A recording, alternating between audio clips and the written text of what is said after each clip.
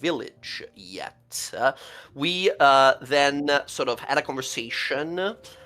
We had a long conversation about the cuddling. I do remember that, and then we spoke with the archpriest Ebdris, who wanted to ask us for some help, perhaps hiring us to investigate a prophecy, a secret prophecy that has been showing some signs lately.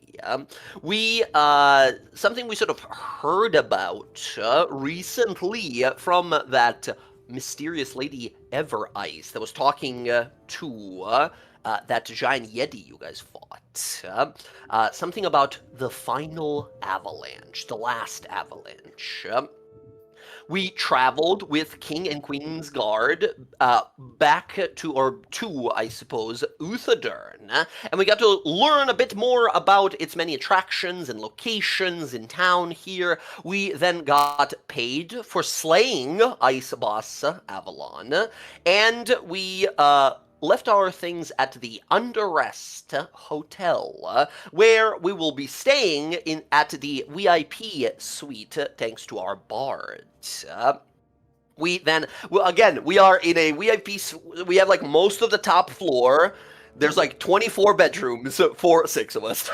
So, we get to hang out there. We did split up afterwards. We rested at a spa. We fought a dwarven general in a single duel, and we talked to some shady people about some information we are looking for, specifically individually. We then met back up at a little bar called the Broken Stool, where, as we were sort of having fun and drinking, our night does end in a bar fight with some of the locals here, causing us all to be thrown out after trying out some of their cuisine and beverages here. Some of you guys had the special as well. Liquid fucking nitroglycerin that these dwarves really like to drink. So that said, friends, was there any before, because we were just like wrapping it up for the session there, before this bar fight and such, was there any conversations that you guys wanted to happen, or was it just like we're having a good time, loud music is playing, everyone is sort of jolly and rowdy here, and we're just having a good time, and then we skip to getting tossed out of the place? Having a good time, having a great time. Hey, Cleo, I have a question for you. Yes, sir, what is it? Can I borrow your mace tomorrow? Why do you need to borrow my mace? I want to take it to a blacksmith to have it looked at.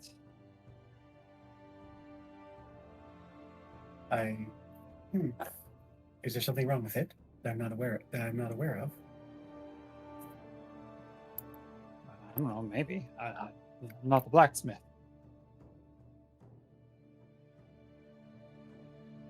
I just... I'm not going to take it. I'm not going to break it or anything, and you'll get it back. All right. Cleo will present Air her mace. This is how we got kicked out of the bar. Someone back talked Air and she had a mace in hand. You can have a bar fight with actual lethal weapons, man. I want him in that. Hit him in the knee. That's arguably worse. No. She's like, no, just tomorrow. I don't need it right now. I had an idea, and I think you'll like it when all is said and done. All right. I trust you.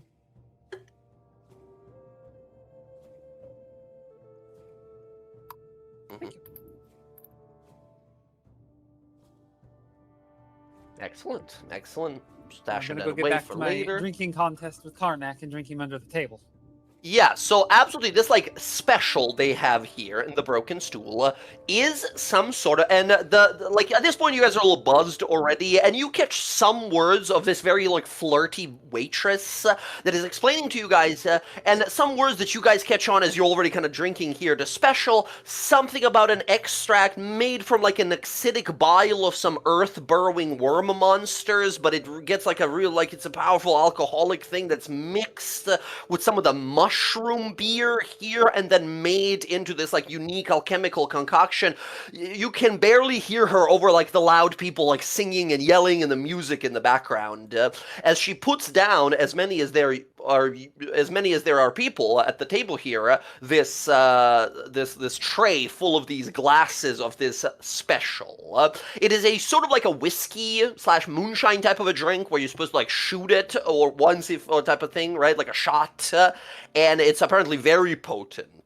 Who's out here trying to drink this? Gulp, gulp. Chug chug. Amazing. Not Who else? Undone by this man in front of me. This green warrior of the frozen wastes. I'm gonna go head to head with this guy. We're gonna see who passes out first. Absolutely. Anyone else jumping on this? Hell no. Hell no. Excellent. Karnak and Air. We're going to see who can survive the most shots here. I would like both of you to give me a Constitution saving throw. The first shot of this immediately, like molten fire going down your throat immediately. Your pupils dilate immediately. You feel your throat's burning. Your sinuses open up. You feel your your fingertips vibrate. Your first DC is 18 here. That's like liquid battle. It's great. Let's go. Both of you slam the drinks down and hold it. Both of you hold the stare to each other here as the waitress claps as you see some of the dwarves turn and look and like cheer you guys on from the other table. A little bit, Karnak, because of the tusks, a little bit like spills and hits the table. And the rest of you guys look here as Air and Karnak are like stone cold looking at each other, maybe grimace a little bit here. That one drop that hits the table from Karnak's... Oh, perfect. That one drop from Karnak's tusk that hits the table, there's a little smoke that rises from it. As you guys like, what the fuck? As you see the waitress put like 2 more. As people are looking over and you hear some of them talking here. Again, do we have anyone speaking Dwarvish in the group here? No dwarves, right? This is the one language that this group doesn't speak. Rodri has it. Oh, that's right. Our wizard here. You hear some of these dwarves talking here saying, crazy outsiders. Watch, about to pass out. I'll bet you gold. The other guy says, I'll bet you too that they'll stay standing. And they start betting a little bit at their table. Another shot arrives, and this lady looks at us and says, well, as is customary, 1 once, 2 the second, and she puts 2 shots in front of both of you guys. This round now, we're looking at a DC of 21 to slam down both of these shots. By the way, after the first shot, you guys have already been drinking like beers and ale and rum and whatever alcohols you've been enjoying. This shit is like a fucking, immediately you're feeling like drunk. Oof. Karnak, you slam down the one. Your mouth and tongue feel numb. You slam down the other. You don't even feel the other. Like, oh, that's good. That's good. You feel the floor rush at you as you slip falling out of your chair and just land on the floor. As a bunch of these elves and dwarves just like, hey, gonna cheer you on and laugh. As Karnak, your vision is blurry. You are the most drunk you've ever been. Oh, the floor is good. Oh, it's kind of sticky down here. Wait, does that mean I won? He hit the ground first. They point at your drinks. Not quite yet. I don't see the bottoms of those glasses empty.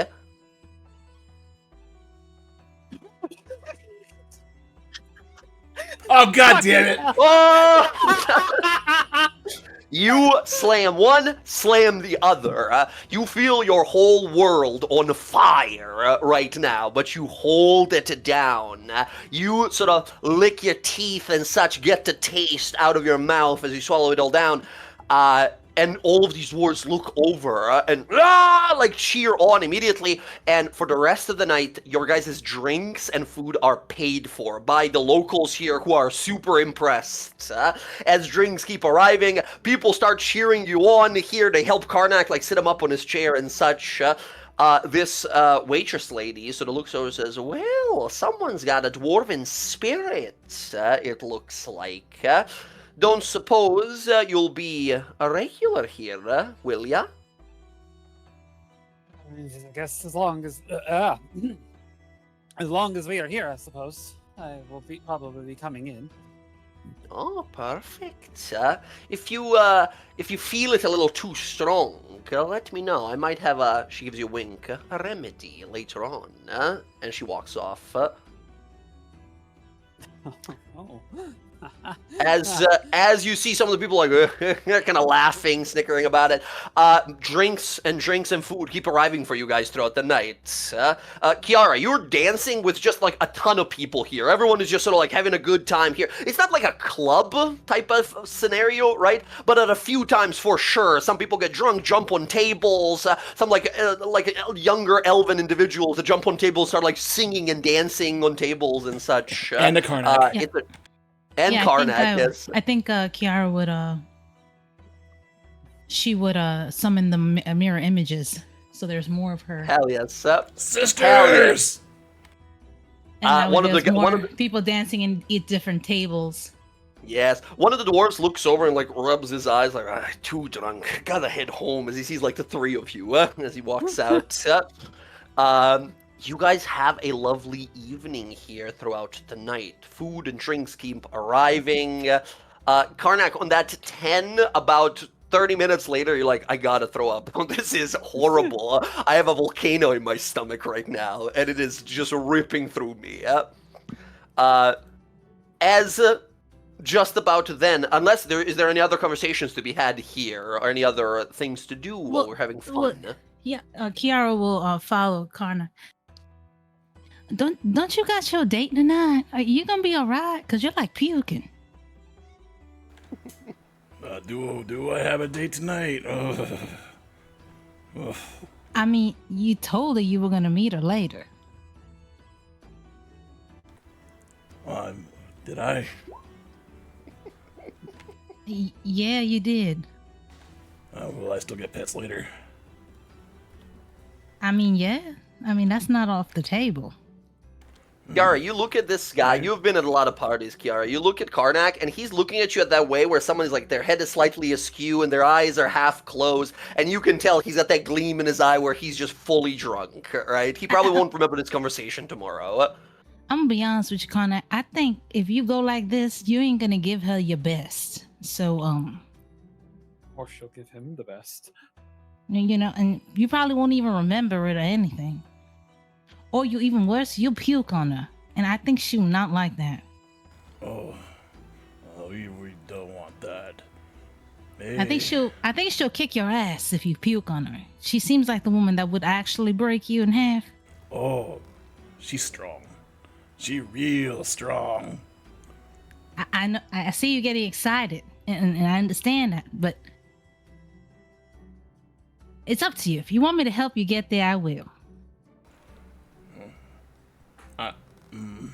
I should probably follow your advice. What do you think I should do? You know what? One moment. Stay right here for us, just a second. She's gonna run inside and get Cleo. Karnak falls down on the ground, curls up. She's gonna run to Cleo. Cleo, do you have a way to restore people who are a little too much? Like, you have restoration abilities? Cleo, your eyes glowing momentarily here, looking around the place with your detect evil and good. You do not detect any extraplanar evil or good kind of creatures around, other than the ones that you're already familiar with. I have a way of restoring lesser diseases and poisons, but I didn't memorize it for this day. Well, that's a damn shame. just a tip: if we're ever gonna be going out to drink, always grab it with you know who around here. I do have another spell that could simultaneously work. Who would I be casting a spell on? It'll be on Karnak. He's outside puking. I mean, I could enhance his constitution if that would help. What sort of a spell are you needing for Karnak? To make him less drunk.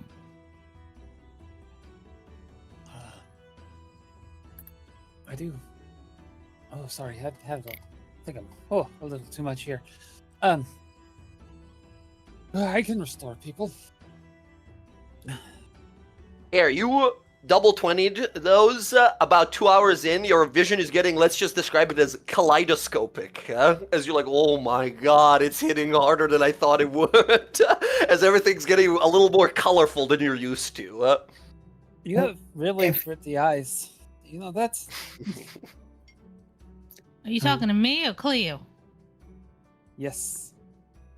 All right. I think she's fucked up too. All right. You see this? What I'm talking about? This is why. See, I don't drink like that. I mean, I can, but I knew one of us had to be sober because gotta herd the cattle. But I can still spell. All right. And she's gonna grab her arm and take her outside. I grab Cleo as we go. Ah! Huh? I have another. Look here. I actually have another thing I could try. May or may not work, but You know what? I like you to do his constitution. He gonna need it for where he going tonight. You guys walk out and you see Karnak passed out on the side of the building, and there's two like dwarven teenagers picking through his pockets, and they look up like, oh, like as if they've been caught. You better put that shit back before he kill you. They drop the coins and just sort of run. Karnak, they steal 2 copper coins from you. Excellent. All right. So you just gotta try to get him to be less drunk. I mean, he can still be drunk, but not like this. He can barely even walk. okay. All right. Would you want me to enhance his ability, or would you prefer me to demand that he become less drunk? Well, Ed said she could do it. Yeah, I can sober him if you can fortify him for his night to come. Get it? Night to come. Oh, you know what? I like her like this. Can we just get? I'm gonna buy a couple of these bottles. I think she should be like this all the time. Oh, Here. Here. Air, no. try to hit me, Air. Try to hit me. She's gonna like wob and weave and see if Air can hit her. Like, you want me to punch you? Yeah, let's see. Because if you could be like this and attack things, I think this is the best bet for everyone. Air, you have at one point in your life battled a thing called the Displacer Beast. That is what Kiara looks to you like right now. Just whoa, like no way to tell where she actually is. I'm going to get you. I'm assuming just what 2d20s, take the lower one. I just roll, yeah. Give me just a 2d20s here. All right, so that's a 2 plus 5. On a 2, there's like a drunk dwarf that comes out of the bar, and you fully clock him, and he goes unconscious on the side of the road. Oh shit! You got her. You know what? And stay down. All right. Well, let's get Karnak out of Cleo. She can't stay like this. She's gotta. All right. Anyway, let's get him fixed, and then I can try fixing them both at the same time. It may or not work. I've never tried to use it this way. May I? It's up to you, but she can do it too. Well, so Cleo, would you mind if I? I mean, as long as you don't hurt him, sure. We'll find out.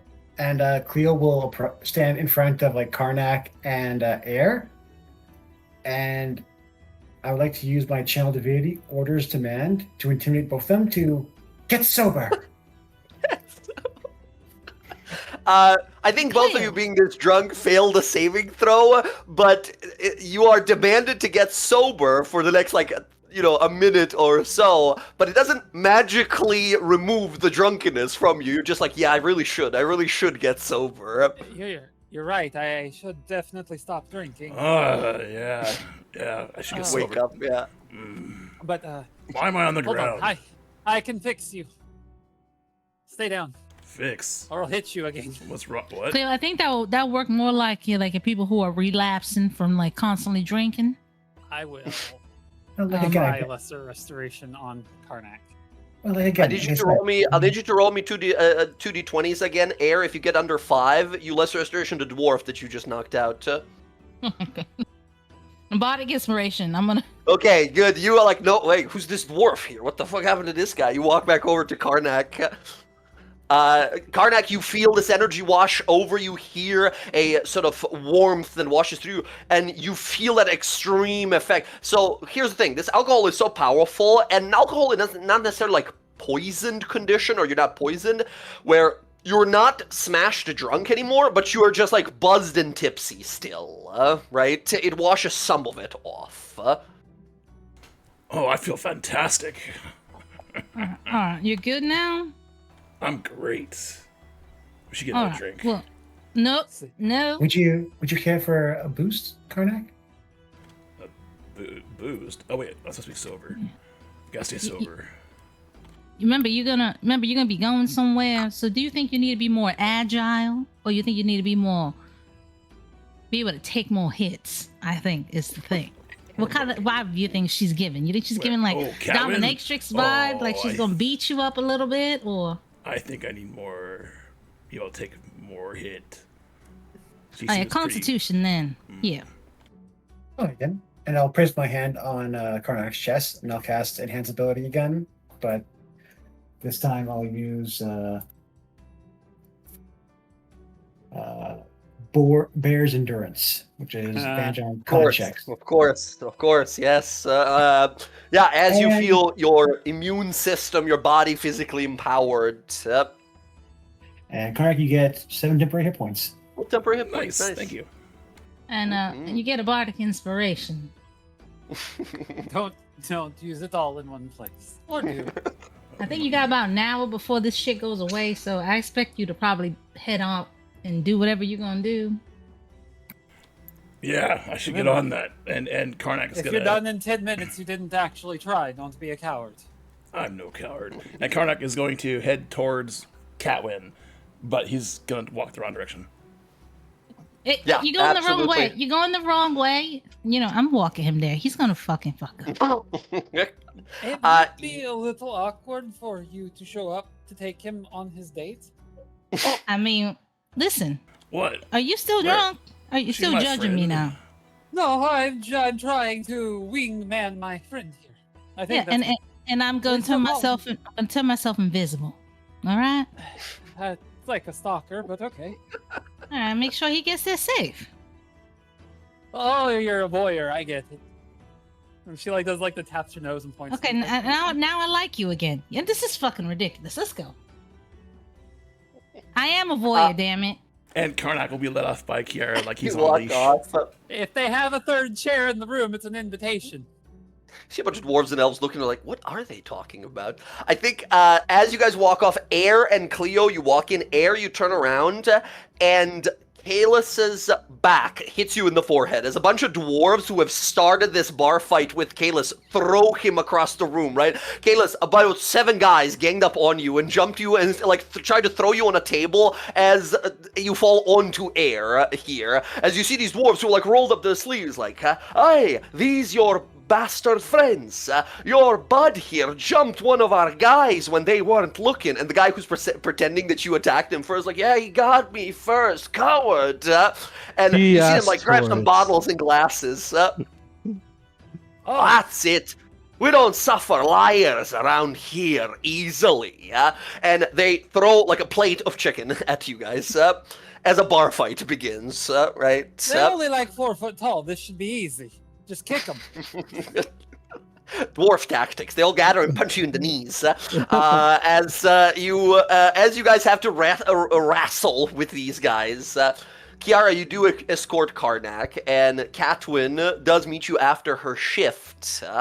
Very pleased to see you. She sort of looks you up and down and says, "Looks like you've had some fun already in town.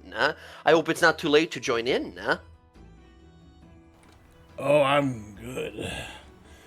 Had a lot to drink. Got We'll into see a about that. fight with the ground. great time. He looks around for Kiara. Invisible.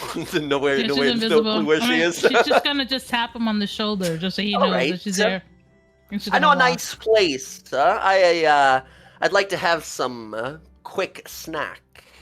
Maybe find out what you've been doing out there in the wastes. What makes a warrior like yourself just so tough enough, where they don't just die when I hit them over the head with my hammer. Oh, I'd love to. Yes, but storytelling. I gotta catch up to you. Not- You're pretty not- fucked up already. I gotta Not catch my up best to you. true suit, but my friend Kiara here, he puts his arm like he's trying to look for her. She can speak the God. story better. She's a storyteller. Your friends, huh? What the? Kiara's here somewhere. Oh, nobody. Which one is Kiara? Is that She's the the cute underdressed one? Oh, right, Ah. right. Right, well, let's see if I can catch up to you in tipsiness. And she leads you to a little like food shack place here in the deliberation disc. And the night goes on, and should you choose, she's very interested to sort of spend the night together. Let's leave it at that. With all the Yep, bardic all good. inspiration and enhancements and such. Yeah, we'll see Karnak the following morning. The rest of you guys, we catch up later in the night as a bunch of elves and dwarf sort of bodyguards of this place, right, security of this place, throw you guys out and the guys that you were fighting. As they are all bruised, you guys got a few bruises as well, as they stand up and kind of give you a look of like, all right, maybe another time, and just kind of, waddle away injured down the street back to their homes. Lie about my friend again, Whoa. and I will break your arm in half. You already did! God! As they walk away. I don't think Cleo would have gotten in the fight. I want to know Fair, what Robbie's fair doing enough. in all If anything, this. I think at some point, if like the fight got too rowdy, she would have stepped in and tried to use her channel divinity to try and break up the fight. Stop the fight outright? Yeah. I don't think it ever gets, like, deadly or dangerous. No one uses any real weapons or anything like that, right? Yeah, do they Is throw Rodri- Rodri out, who's just like minding his business sitting there? Yeah, is Roger even, like, participating in this, or is he just like, just observing from the side?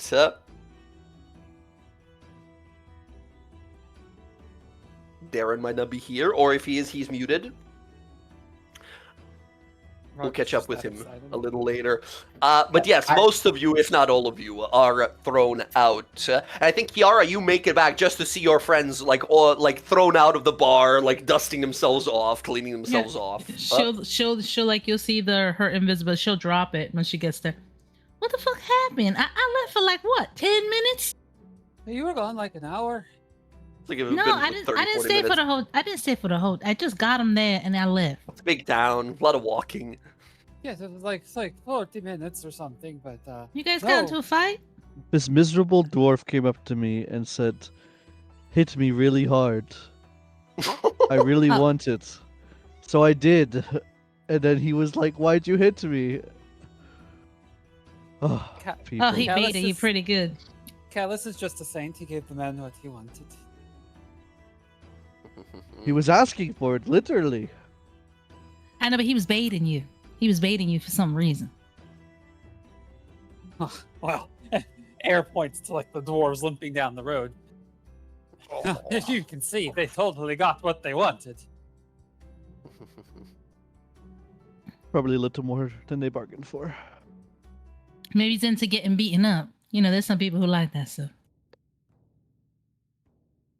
How did it go? Did he get with her? Were you She invited asked. to the third chair? I was invisible, so she didn't see me, but he kept calling me out my name, saying that I was there. You know, he's still fucked up. They went out to have some dinner. Oh, that's so adorable. Yeah, So going they- out to dinner is really nice. So their date went well. Go. I assume they are. I mean, I didn't really stay. I was just trying to get them there safe. Oh. My face hurts.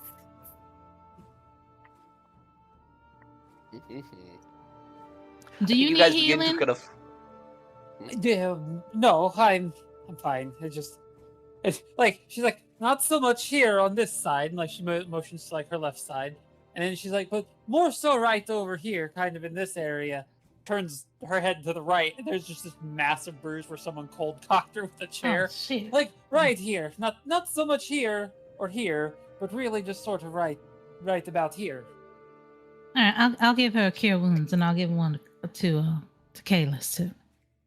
Cleo will also be helping Kalis and Air heal up from the Listen, bruises. Kalis, you didn't do anything wrong. That guy's probably fucking crazy, or he's got something wrong up here. You know what I mean? But next time someone tells you to hit him, maybe you want to do it when like you have another person to agree that they agreed to let you hit them.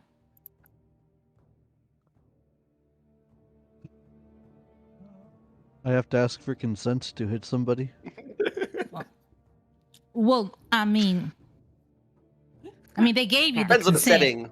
but the Depends on problem the was that setting. they said they didn't give you the consent, and then no one else was there to agree that he did give the consent. You know what I'm saying? Like a witness. I know what she's talking about, right? This one time, a long time ago, I went to this party on like it was like 4 ships pulled together, and they roped up, and we had this amazing celebration for the passing of one of our people. And I remember very specifically, we were told if we participate, the safe word was pineapple. That's probably what she means. I don't know what it meant, but What the fuck? Yeah, you always gotta have a safe word, but that's for something else. But maybe they do that in where she's from too.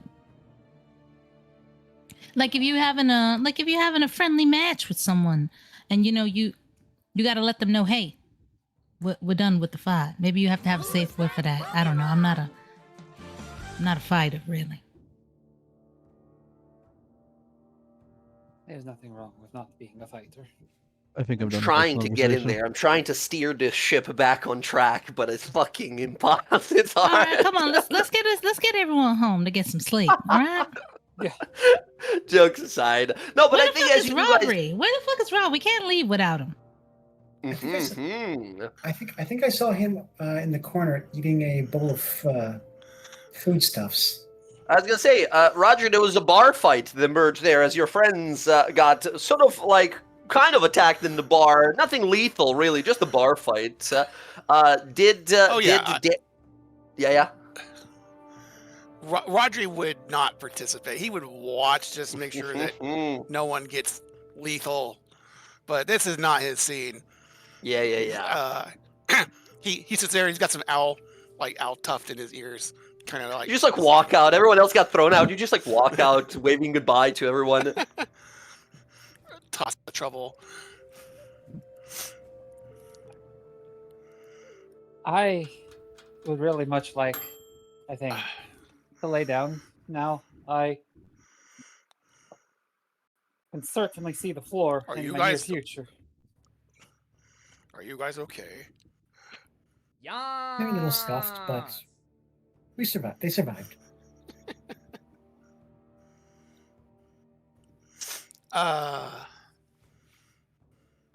Good. That's good. Shall we head back to the underrest? Yeah, I would think we very should. much like that. Sure.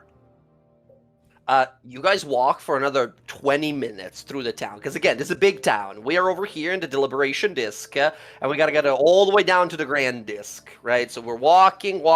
And kind of like you can kind of see on this, we are walking in a circle. It's kind of like whoop, whoop, whoop, whoop, whoop, whoop, whoop, spiraling down, right? So, you all continue and finally make your way down to the Underrest. You walk on in, you have your keys to your rooms here, you go up to your VIP lounge, and there is something really sort of awe-inspiring about this town. The people here, hardworking, late hours of the night. At this point, it's like 1, 2 a.m. type of stuff, right? A lot of people are still going out, drinking, partying, but you see a lot of people heading home. As of course, hard work awaits the following day. I think on the way down, through the deliberation disc, Air, you clock a smithy, right? They're closed right now, but you clock a place that's like maybe that's a place I can visit tomorrow. Perfect. It's called the Anvil of Smeltborn. As you sort of walk on by, you all make your way back to your hotel rooms, and through different states of haziness and drunkenness, you find some rest that night. All of you awaken the following morning, and I think as you guys are getting ready, for your breakfast, getting dressed up, bathed, whatever, Karnak, that's when you arrive the following morning, right? I think Cleo's the one to greet him first, because she'd be awake at that point. Yeah. Good morning, Karnak. Good morning, Cleo. How's it going? How you doing? How was last night? What happened last night? Oh, Chaos and Air got into a fight, but they survived. And I missed But it? you- Oh, well, it was nothing serious. Raji just ate in the corner, and Kiara was nosing around. But how was your rendezvous with the commander? Fantastic. Happy to hear. We cuddled.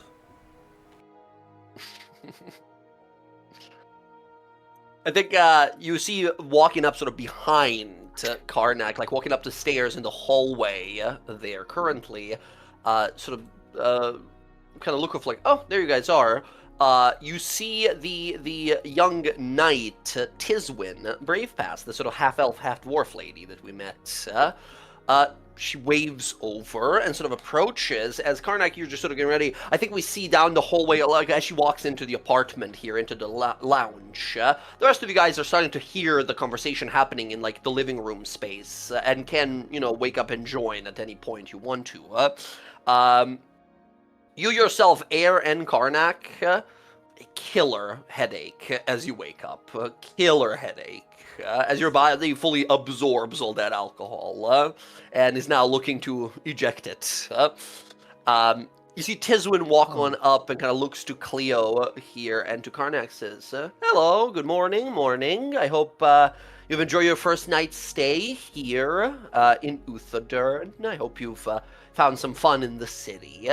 I don't mean to be a bother. I was sent by High Priest Ebdris. He said that he would like to speak with you all to take you to this, he said not to mention it everywhere, but this mission that he had in mind for you all, this prophecy that you talked about before. He said later today, afternoon or evening, if you guys have time, he said that you might want to supply for a trip of some sort that he might predict in your future. He said to mention the magic shop in town here. If you've been already, then never mind.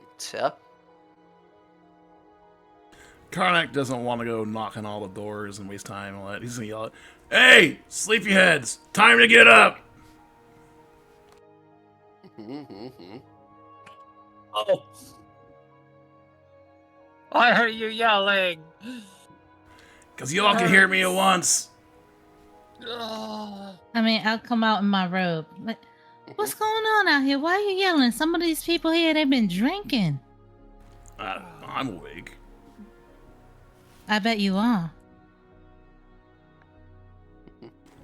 Tiswin gives a little wave, says hello, kind of waves over to you, Kiara. Kind of like she's spoken most to you. Like hello, hi. Sorry for the early morning bother here. The High Priest wanted to sort of chat with you guys later today. Whenever you all have a time. He is not a very patient guy, but he's a good guy, so he'll understand if you guys have any pressing matters. After breakfast, we'll be there. Right. Yeah, Right, some right, of right. us, some of them need to eat.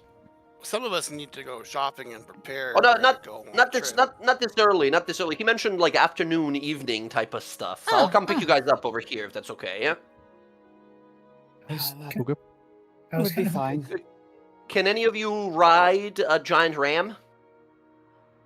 I mean, The Is fuck? Is it any harder than steering dog sleds?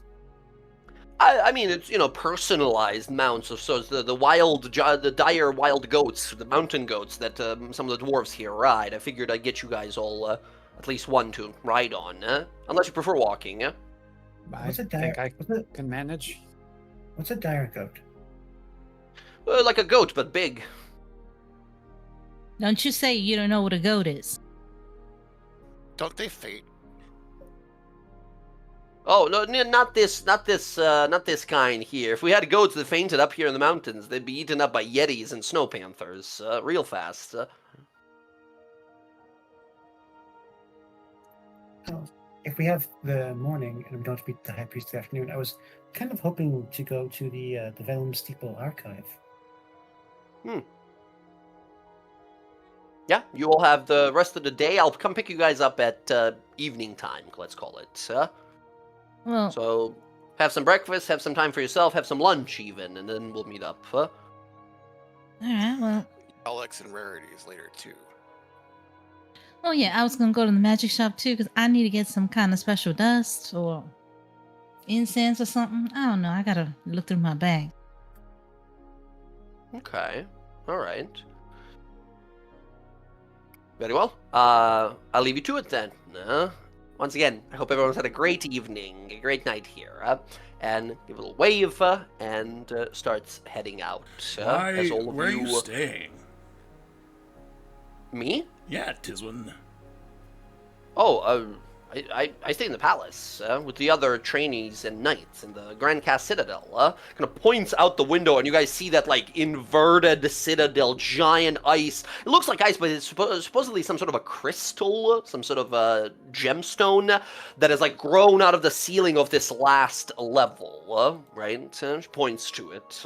It's when most of the that's where most of the sort of wards of the queen and king stay. Oh, is that you're heading now? Yeah.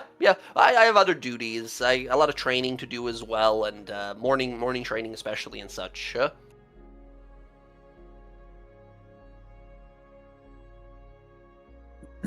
I'll leave you all to it. And she walks out.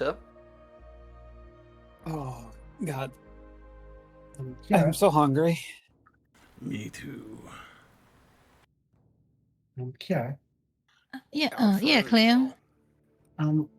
since you and some of the others are planning on going to the magic shop, could I maybe ask you to find me a certain item for a spell I want to cast? Yeah, I can do that. So I'm the spells- gonna try to get us a discount, of course. And you see that Cleo kind of closing her eyes and kind of rubbing her temple. The spell's called clairvoyance, but I lack a certain component in order to cast it. I'm not sure how I know this, but I need at least a jeweled horn for hearing or an eyeglass worth at least 100 gold. If I give you 100 gold, would you mind finding me that item? Did you want it for hearing or did you want it for seeing? I suppose seeing would be a lot easier than hearing. If either one's fine. All right. Yeah, I can do that. I'll open my pouch and I'll hand Kiara 100 gold. Awesome. From 378 to 278. All right, friends. We have a few things we want to kind of check out in town. You guys have a long, probably a little quieter than usual breakfast, right? As you're nursing your headaches and such. All manner of sort of like, fruit drinks are provided, orange juice and such for those of you with headaches. Some coffee, the dwarven brewed coffee, and some hearthy, sort of heavy breakfasts. And I'll give you an inspiring speech about how you have to make sure to stay hydrated after you drink so much. For a good 10 minutes, giving you all an extra 10 HP, temp HP. I don't know what I'd Why do did a without you, speech about Kiara. water sound so invigorating? That's so weird. It's supposed to inspire you, you know? Make you feel uplifted. I know, you just turned a subject that would be normally boring to something interesting. I think that's the kind of thing I do a little bit. Daddy said I could always sell anything to anyone. I just didn't feel like being in that kind of business. You just kind of stay stagnant in one place selling things, and I wanted to move around and see the world. So Fair enough.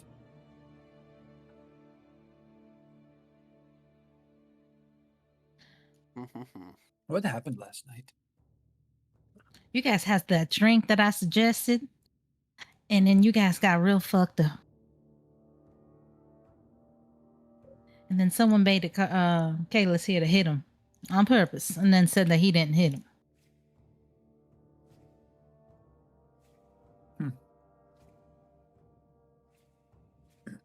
Sounds Just kinda- vaguely familiar. Kind of shitty, really, you know, to do that. But Oh, Air, at least you can hold your alcohol. I have lots of years of experience. I mean, how old are you then? Because you look kind of young. Ugh.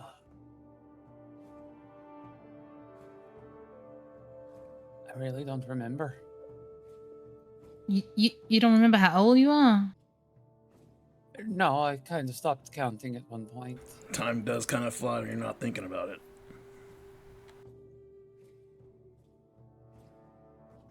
What year is it? What? Roger's my fuckery. Roger would know what year it is, I think. Yeah. It is currently 832 post divergence. PD. PD.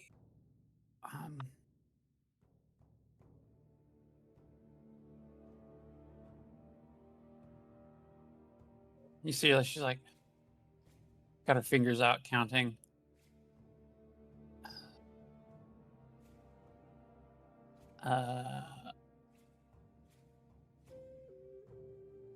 Really old? I can't give. I remember when. Vasselheim was attacked. How long I was that? don't really know the number. It's been a long while. Those of you who are Like proficient what? in religion, that doesn't really narrow it down. Vasselheim is like the place of birth of civilization. Amazing. Karnak, again, does not narrow it down. The place of the birth of religion, the cradle of faith, as it's called, Vasselheim, is always getting attacked because there's always some bad guys trying to like destroy it by representing their cults or their evil factions and stuff like that. But there's been some very significant moments in history. The most famous one, where there's two now, most famous ones. One was very, very long ago when evil gods, betrayer gods as they're known, were released onto the world from their bindings and waged war against the good gods, the prime deities. And during that, there was one climatic battle that took place at the gates of Vasselheim. The second battle was about 20 years ago when a super giga powerful archlich rose a primordial titan to serve it as an undead thrall. And with its army of shadow undead creatures, tried to destroy the holy city as well, but he got banished, unfortunately not fast enough because he did become a god. Those are the two major battles that come to mind.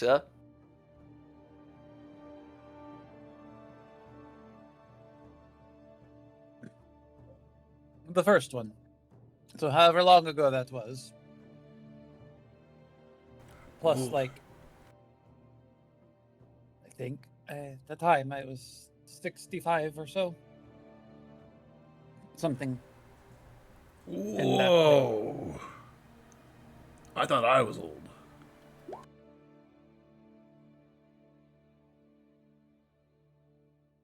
It's been, like I said, a very long life living the way that I have.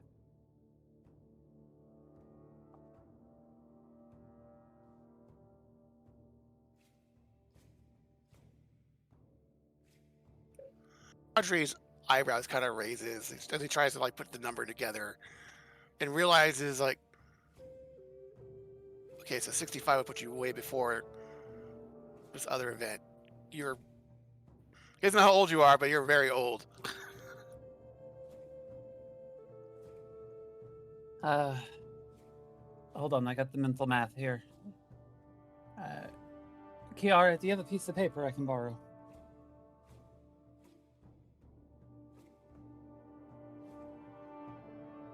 Yeah, she'll open a book and she'll give her a piece of paper. Air, while trying to eat breakfast at the same time, is like writing down numbers. And then she like pauses. It was about that time, and add that and put that together. Okay, here you go. And she slides the piece of paper towards the party. You see 1457 written on it. Give or take, somewhere around in there. I'm sorry, you say 1547? 1457. Jesus fuck.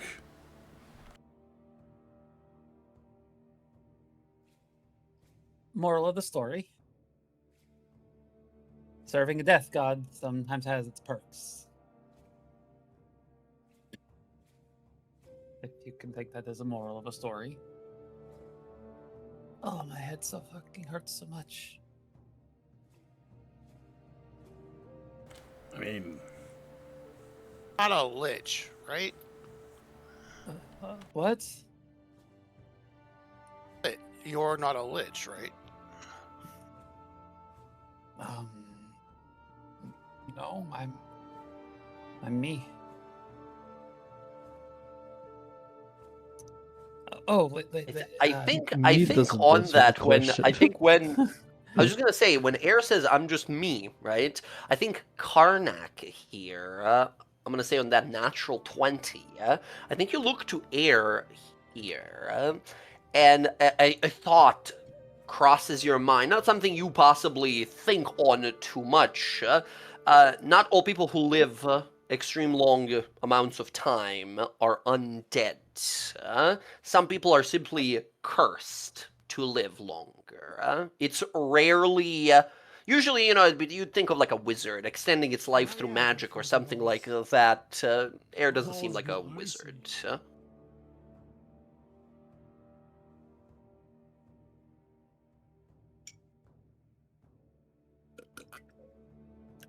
Okay. You guys have your breakfast? Question, Oh, yeah? Dan. Would you count hangover as a poison condition? I would not, no. It's just a headache. It's just a headache. You're not feeling anything. You're just like feeling uncomfortable. Like if you had something like calm emotions, that would probably get rid of a headache in a fantasy world, right? Otherwise, if anyone of you is proficient with herbalism kit, you could probably make some fucking magical, simple ibuprofen, right? For your friends. I do have calm emotions. Yeah. If you want to, that will definitely help. All right. I'll cast calm emotions in a 20-foot radius around myself. Nice. There we go. Calm emotion from Cleo and Roger. I see the herbalism kit roll there for some headache medicine here, as you will both greatly help your friends start their day without any headaches. And now that you don't got a headache, I can play my music. I'm just gonna start playing music. thank love you. you so much. Right now, you have no idea. I could kiss you. You're welcome. Goddamn giant mosquitoes in my room. Sorry. You know, I thought I was old here. Hey, Karnak, how old are you? Let's see. 125. No way. Are you really that old? That's crazy. Yeah, I think I was cursed differently. If it's a curse at all. I got shunted off this plane when I was young. Wow. I think I might be the youngest one here. I could be younger. Are you? There's no way of knowing. I mean, I think there's a moment where all of you guys think on it for a second, like Cleo might be a month old. I don't. She doesn't know how. Like how the. I have no clue. I'm currently 1 year old. 1 year old. Yes, that's how long I've been awake. I suddenly feel very weird about being attracted to you. Why'd you have to say that? Well, I think she means mentally 1 year old. That doesn't help any. Obviously not physically, right? I mean, obviously Makes you she's think not about 1 year consent. old. Well, you didn't do nothing. You just cuddled. I mean, or you didn't even cuddle. No, we haven't gotten there yet. I say that like it's happening, but it's not. It's what it's whatever. These eggs I are get really the good. impression that Cleo. I get the impression that Cleo awoke, but has been around much longer than she's been awoke. Do you think so?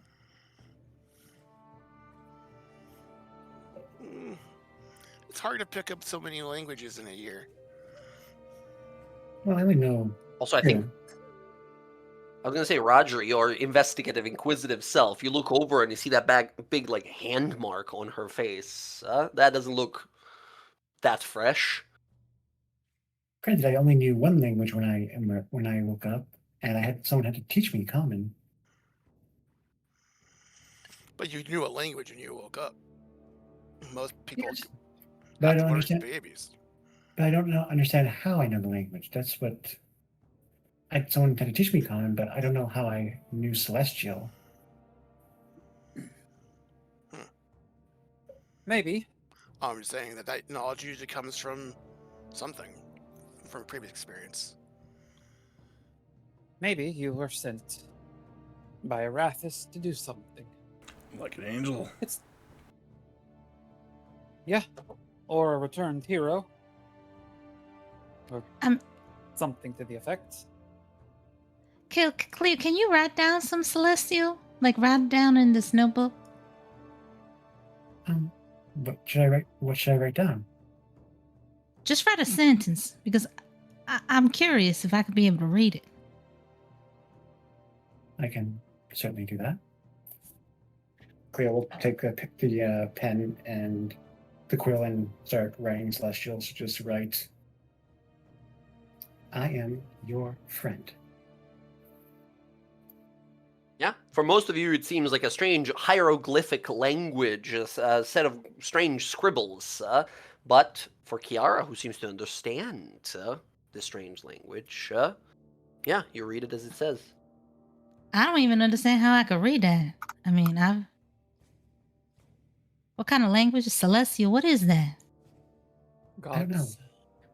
I just know that when I talk like in Celestial, it sounds like I'm singing. Like, No, I it's hear it. performing. I just didn't understand what you were doing. I Like mean, I didn't know that anyone else couldn't understand it.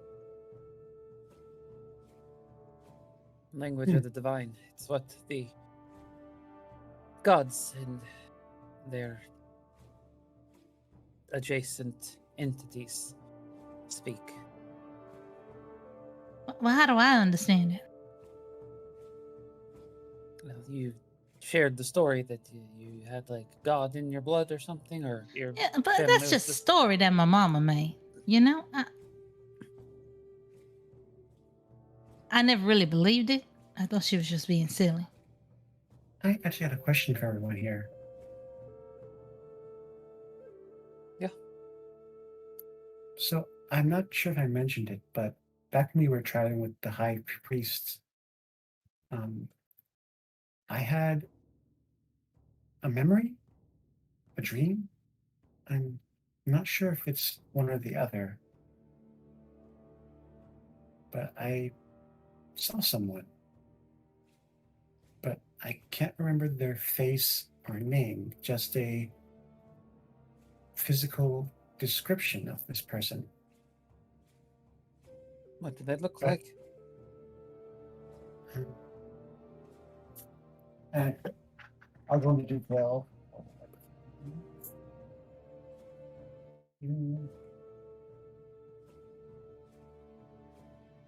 I'll describe a woman with brown skin, golden freckles, and wielding a large hammer. Does And- that sound familiar at all? No, pretty general-ish. It was a much more vivid experience for Cleo, but for you guys, like, no one from history that you think of immediately, or from just anyone you've met so far. But that memory only triggered when the high priest talked about Vasselheim. Perhaps I have some ties to Vasselheim.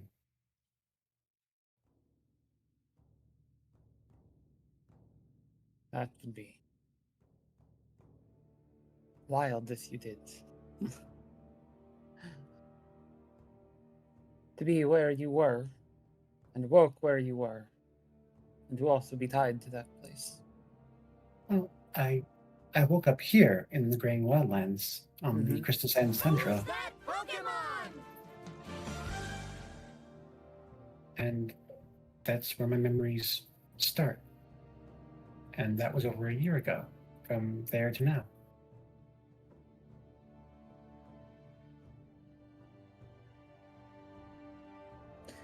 Well, it's not out of the realm of possibility, and you.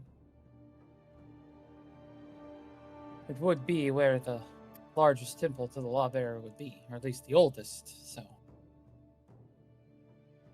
I'm sure you could find an answer there.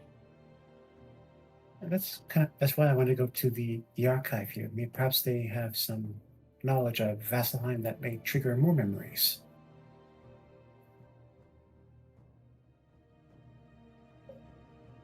That, or I might explore the other temples here in Uthodurn. I believe, from what Tiswin told us, there are, and the High Priest, that there are 2 temples here. I believe to the Allhammer and to the Arshart. I believe. There are others, but these are the two like main, most popular, most used ones.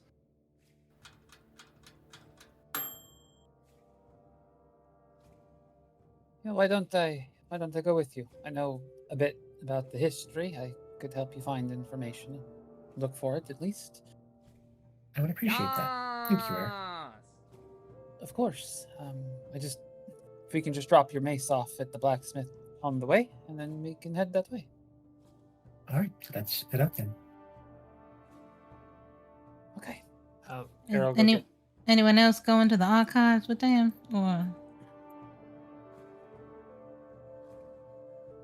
Or shopping. Yeah, because I'm going to go to the store. I need to get some stuff. Yeah, I'll join you at Relics. I'll join at the store. All right. Well, now, before we get there, let's have a little conversation. You're all going to stand behind me like you're my entourage. And you're not going to say anything. You're going to let me talk so that I can get us the best discount. Because this is going to be a real good city. I can feel it. I wait for the day that you run into the gay shopkeep, and he's like, "Oh, that's nice." Well, You already did. That was in the Isocross. Yeah, we did. Well, all you got to do is have a little suggestion.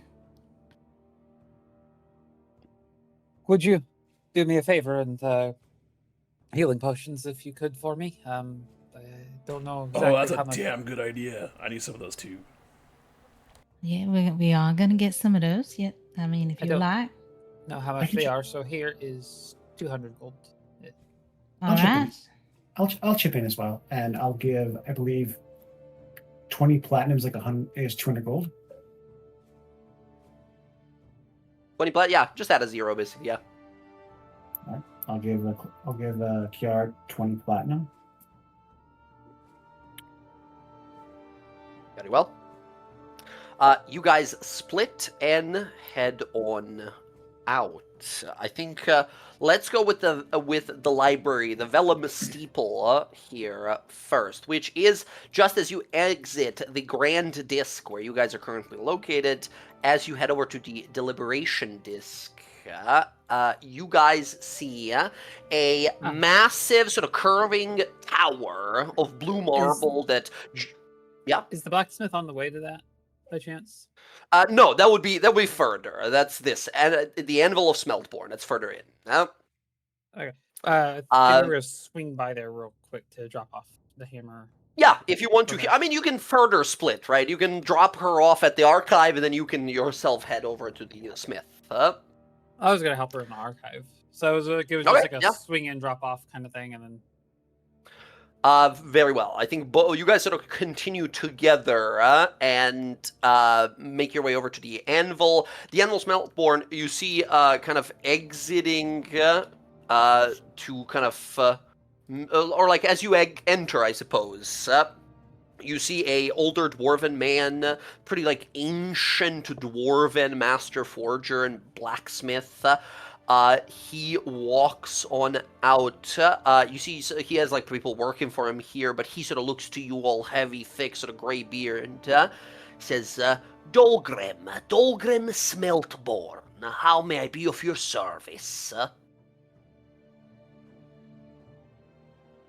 I've come with a request for my friend. All right. What kind? She looks at Cleo. Could you show him your mace? Well, I gave it to you last night. No, I said I did. I said don't give it to me. I was about to drink. Where's your mace, Cleo?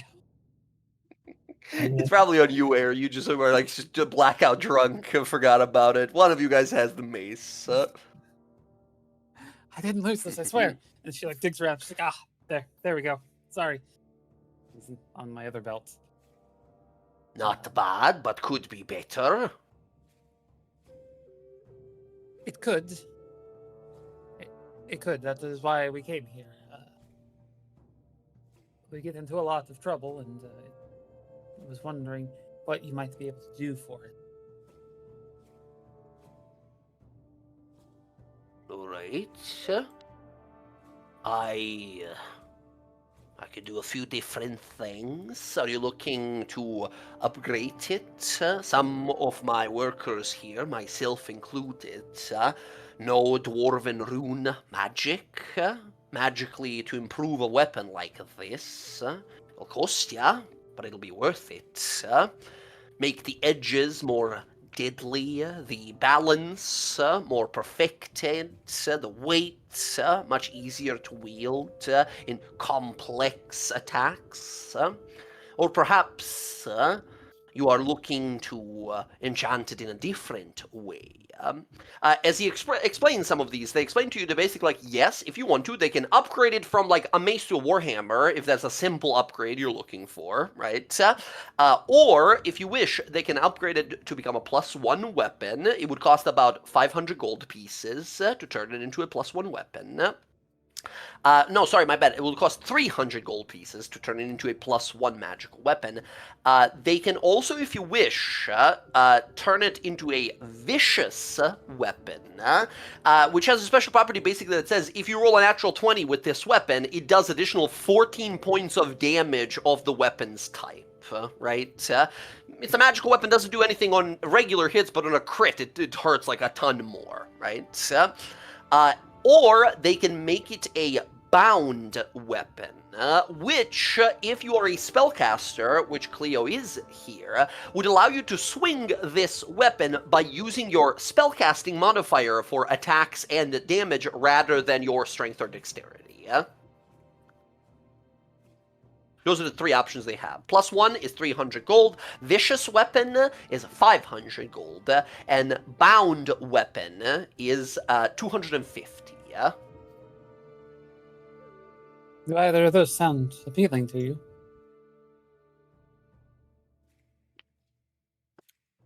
I mean, this is you're doing this. Whatever you think is best.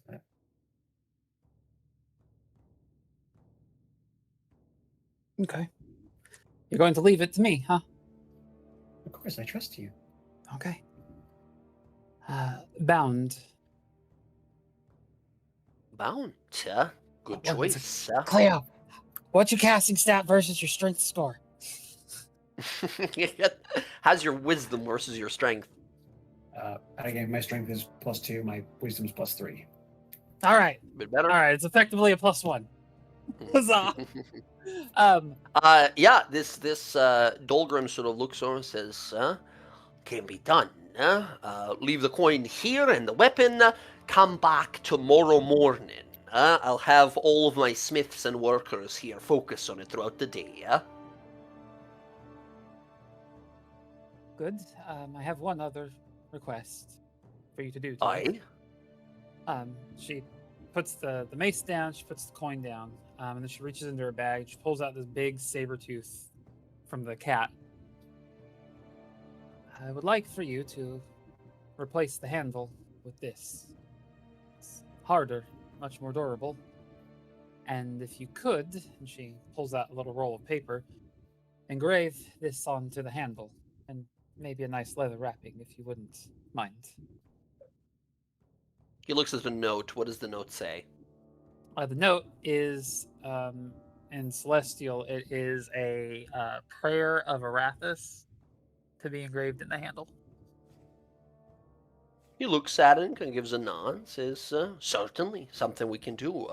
He looks at the materials you brought, the money, the 250 gold you sort of leave there, which you can mark off, and kind of looks you up and down. Air, give me a persuasion roll.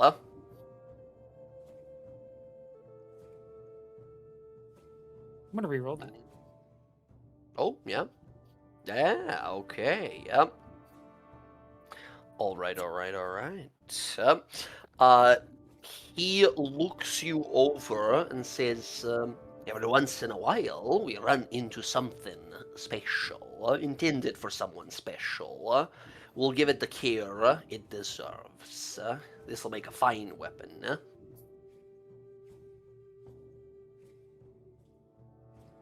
I thank you for the effort that you will put into it.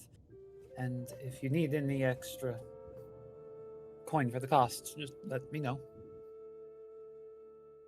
He takes up the bag of 250. He says, "This will be plenty. Thank you for your business."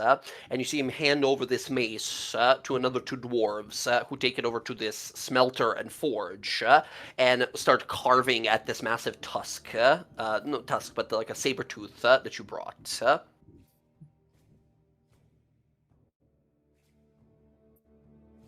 Well, shall we head to the archive?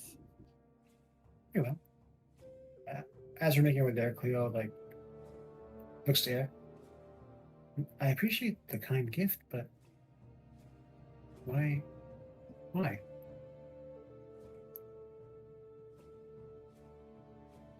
I just wanted to do something nice for you, I guess. We've been traveling together for a while, and where I come from, people that you spend a lot of time with, you tend to give them a symbol of the time that you have spent together. Just a sentimental habit, among other things that I, you know.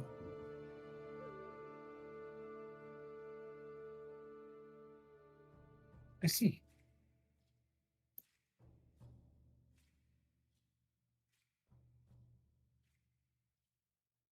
You guys make your way back over to Vellum Steeple, and yeah, like I was saying, it's this big sort of curling tower of blue marble that joins kind of seamlessly into the rock of the ceiling of the deliberation disc you are currently in. As you walk on the interior, there are high stone walls with carved alcoves surrounding a central forum with a chandelier bearing 5 enchanted light globes over a large front desk.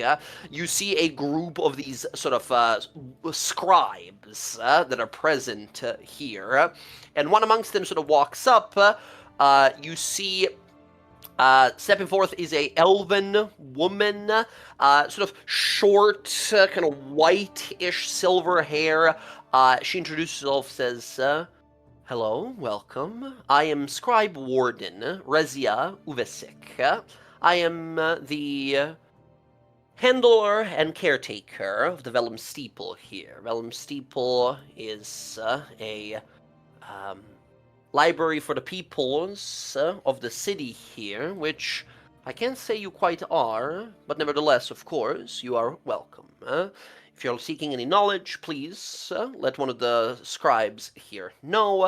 If you're here to make a donation of some tomes, scrolls, or knowledge, we greatly thank you. Thank you.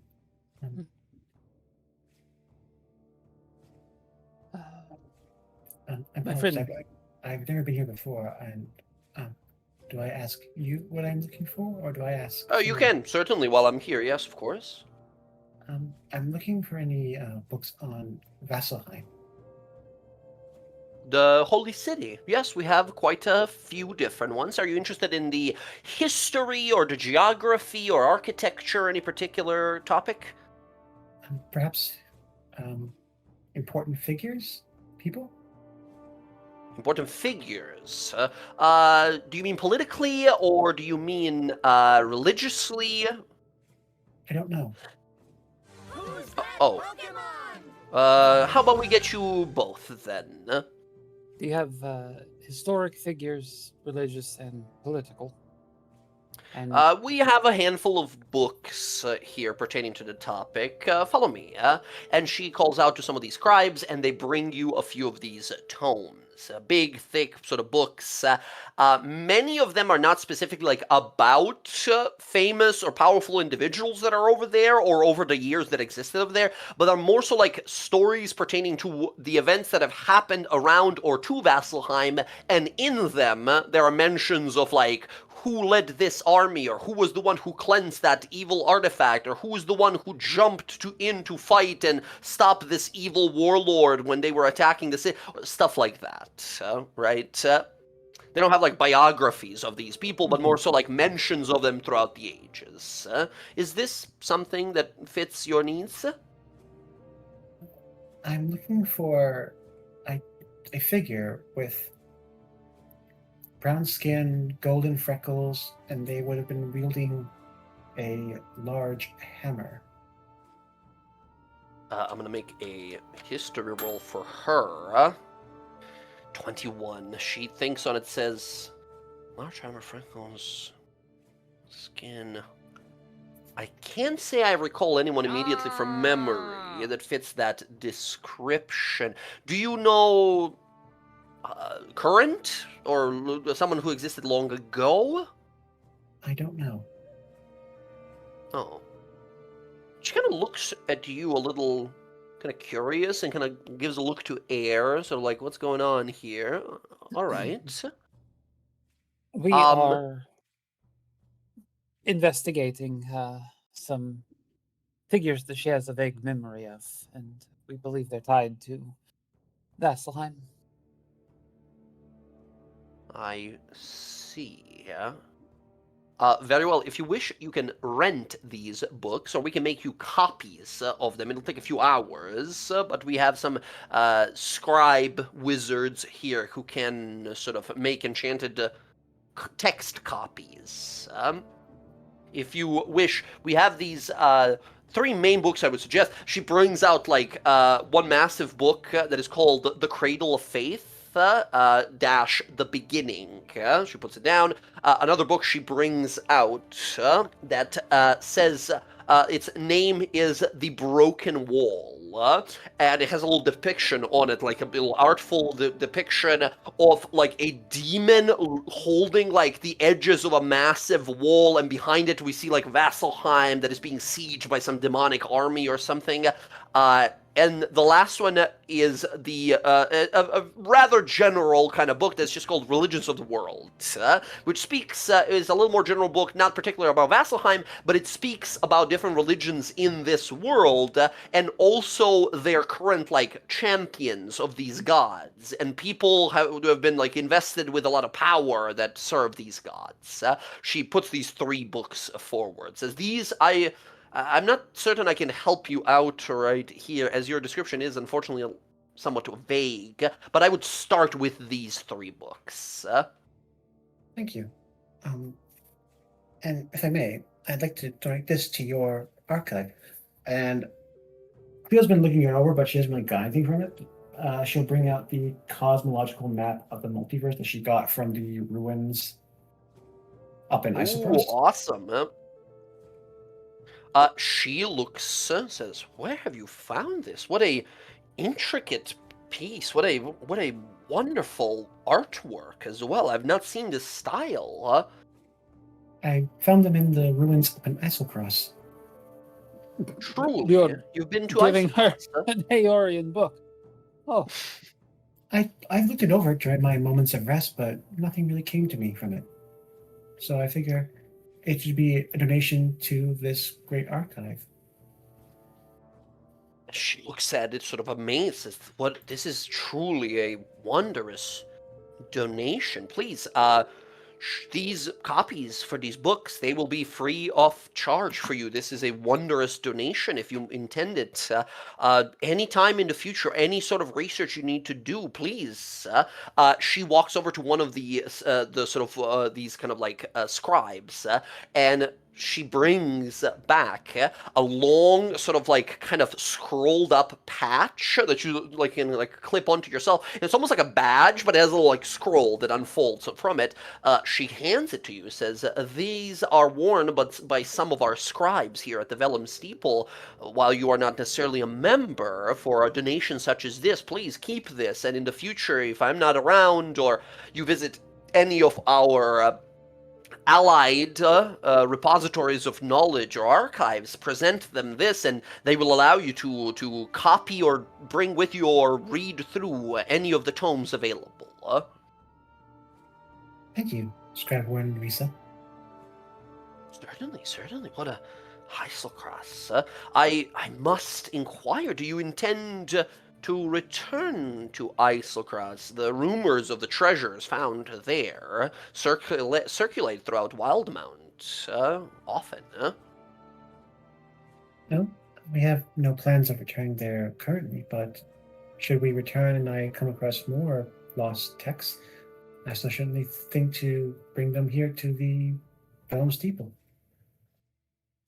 That would be most wondrous. I would be willing to compensate you should these not be donations, but if they are, we are deeply appreciative. Thank you for all your help. Of course. And you have the copies of these 3 books, Cradle of Faith, Broken Wall, and Religions of Exandria. Should you ever decide to sell these, they're worth about 25 gold each. With the cosmological map of the multiverse from my Yeah. And Will, mechanically, books in D&D have value. In the future, should you be dealing with one of these topics, you can be like, "DM, I have the book on it, and therefore when I make this history or religion or whatever roll, that I can take a moment to look through the book, you gain like you get a +5 bonus to the roll." That's how books work in D&D, yeah? Sweet. nice. All right. Excellent. I look over to Air. Is there any topics you're interested in looking up? Ah.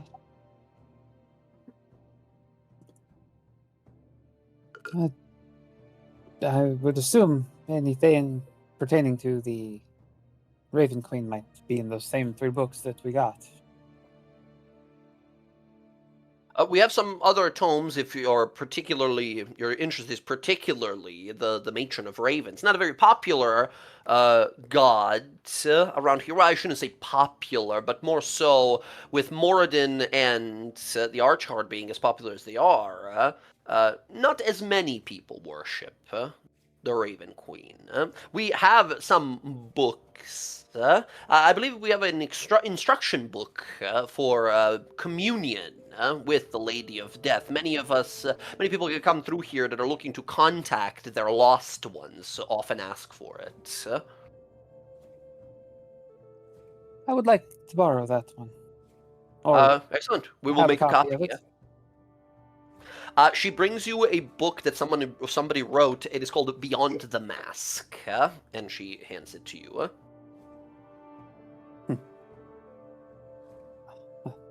That's a clever title. As you guys gather your books, and it takes about 20-30 minutes for them to like rush around, get everyone to like copy books for you. But Cleo, this thing that you brought, this cosmology map, they are deeply sort of like appreciated. Again, these guys function a lot on. They are like a big archive, but they work a lot as well on like donations. People giving them this knowledge that they don't often buy, right? So they are very deeply appreciative. I think as you guys gather these books, Cleo, you realize like it'll probably take you a few hours, maybe a few nights to read through these books. Cleo will go through them during her downtime. Mm-hmm. Excellent. You guys sort of leave, start heading your way out, and across on the other side, just over here, close to the plexus post in the deliberation disc, we see the rest of the party walking up, and we see a little shop there called... we see a little shop called Relics and Rarities. Smaller but sort of squat, kind of wider building. As you sort of enter, as you're approaching it, really, you see a group of dwarves and elves taking like large crates and barrels and boxes off of a wagon and bringing them like to the back of the building. As you see from them sticking out are all manner of crystals and rolled up scrolls and bottles of strange inks and such. As you guys walk on into this place here, a fresh smell of perfumes here, a little warmer than most of the city in this building. You see a vast, wide shop here. Some of you, it is dwarf-made-ish, where some of you who are a little taller might have to duck down a little bit here. You guys walk in and you see a woman, a dwarven woman, sort of squat woman, got a little bit of muscle to her arms and chest.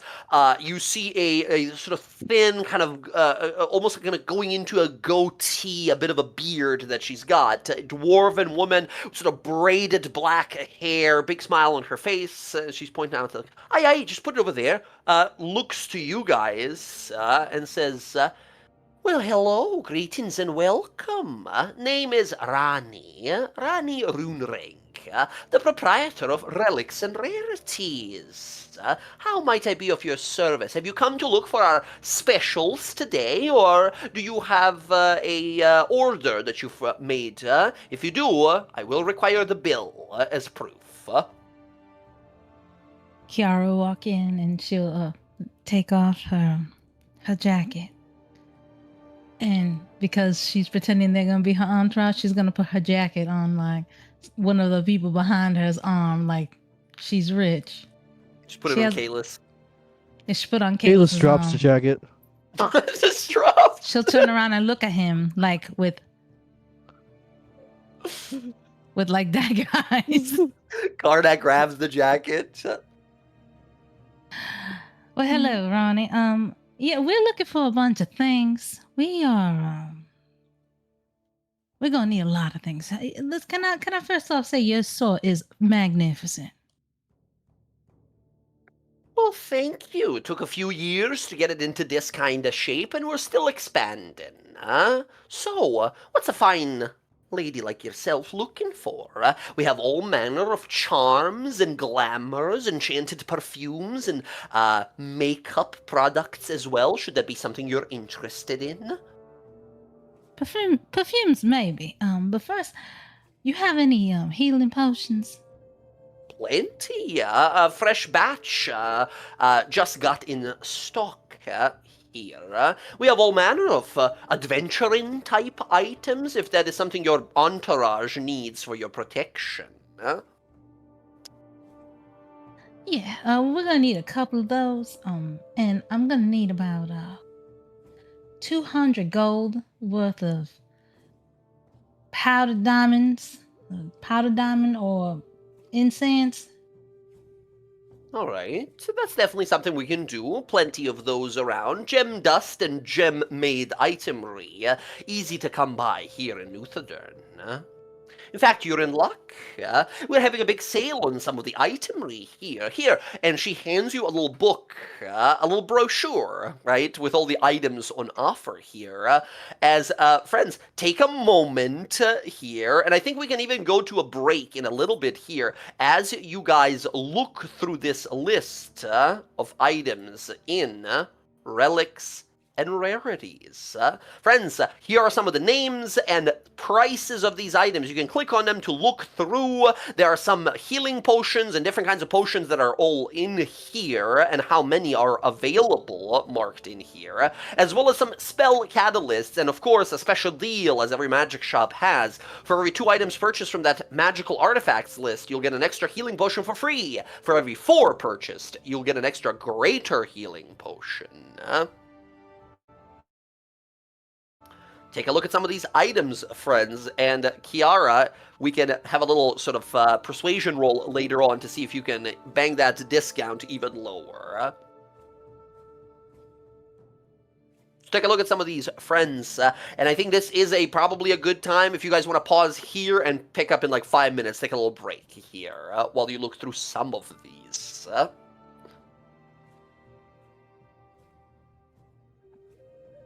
Let's do that. Okay. All right. Everyone, take 5 minutes. Take a look at some of these magical items that are available here. You'll notice the prices are manageable. There is one very rare item on the list, and it is very much so expensive. Much more expensive than the rest.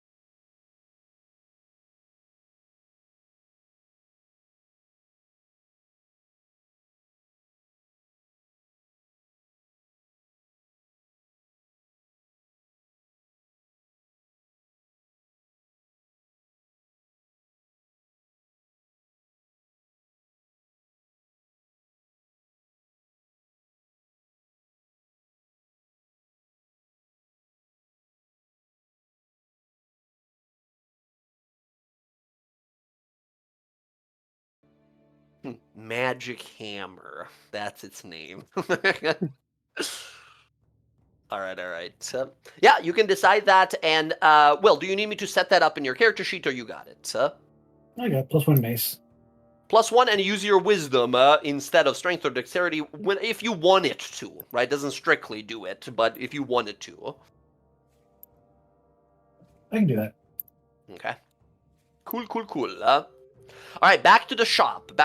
I think we got most people back. Do we have Darren and Rav back? Yep. There he is. Yep, okay. Rav's here. Rav's here. Zach, I believe I've heard already. Jess? Yeah, I'm here. Not Jess, sorry. Jen, I meant to say. I looked at her name, but then said yours. My bad. Jen, you back?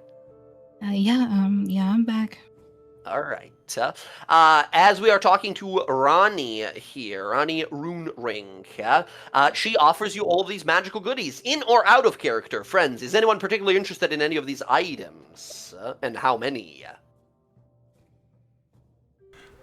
Karnak put his in the She chat. is looking for. Oh, I can do that. 4 greater healing potions and 2 regular healing potions. Yeah, greater healing potions are 80 gold, right? And then regulars are 40 each. I think that's the right math. 17 plus 2 times 40. Yeah, just about. Excellent.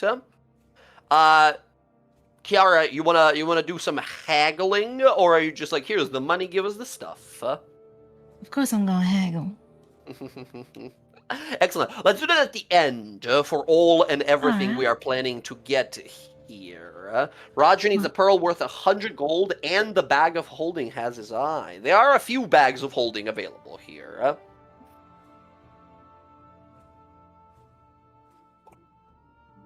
Yeah,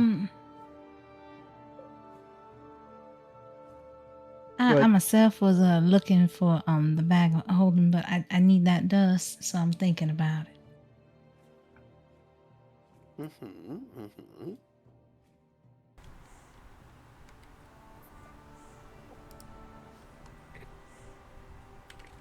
What did you need, Case? I'm typing in the chat. Just says big machine gun. That's all he types. We're like, what the hell? How did he? Aha! Cloak of Elvenkind and Slippers of Spider Climbing. 2 greater healing potions. Okay, I'm gonna start tallying these up here. And keep in mind however much gold you guys have to pay for these, as we don't have like a group fund type of thing. We got 400 gold total for all those potions. Roger is looking for a pearl worth 100 gold. This is for Identify, right? This is for your wizard ability, yeah? He's looking for the component. Yes, 100 gold for that. Plus a bag of holding is 300, so that's an extra 400 gold worth of stuff. Excellent. Let's do it person by person here. Karnak, are you... let's go down the line here, and then, Jen, you're going to be making a bunch of persuasion rolls for each of these negotiations, as you guys take a better part of an hour shopping here. Let's start with Karnak / Rav here. Is there anything else you got your eye on, or is it just the potions? It's just the potions. Just the potions. Looking at a 400 price right now. Jen, I would like a persuasion roll from you here. Here's how it goes, right? At least you need a 15. On a 15 or higher, you get a 10% discount on the total that you're buying for that one person. 20 or higher, you get a 20% discount. 25 or higher, you get a 30% discount. And then 30, roll of 30 or higher, you get a 50% discount. But that's like, crazy high impossible rolls. But I don't know, let's see it. Okay, just It regular is kind of persuasion. you and right? Ronnie here talking back and forth and such. It can be a deception if you want to be a little sort of like tricky about it, playing up your guys' like a role or importance in the city or something of the sort, or intimidation if you want to like flaunt it like we're working with the king and queen, Nice. with the high priest or something like that. Who's Can I assist somehow? How would you assist?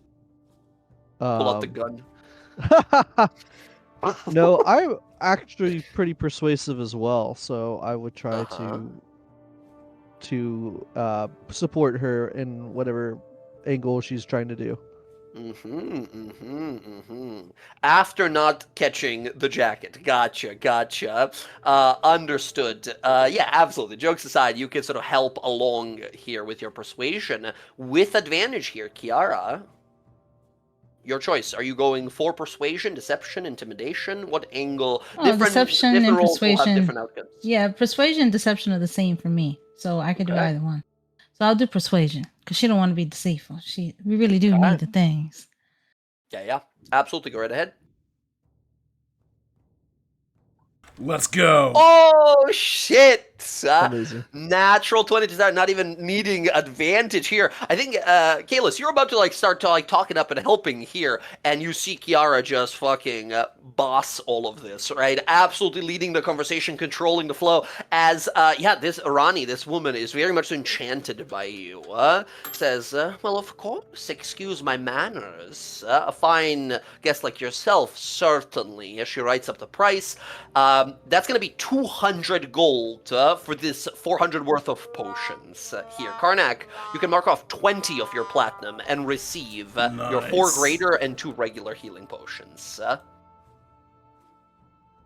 Forget she's super hot. Amazing. That is 4, leaving 10 graders left and still 30 regular potions left. Amazing. Let's continue down the line here. Rodri, for yourself, you're looking at the 100 gold pearl and the 300 gold worth a bag of holding for a total of 400. Darren, is there anything else you would like to try to add to this? You can always try to add some stuff, and if, our negotiator here gets another crazy high roll, you might be able to, have it in there. If there's any coin left, I would like to get access to a spell book so I can copy a spell or two over. So the spells, fire, haste, would be helpful. They do not have any scrolls here. It's not that kind of a shop, right? Okay. It's not like a wizardly shop here. They don't have scrolls or spell pages or something like that. Strictly, they have relics and rarities, like magical artifacts here. Some Then I'll need to components send, like, maybe, but runes. not This is fine. scrolls.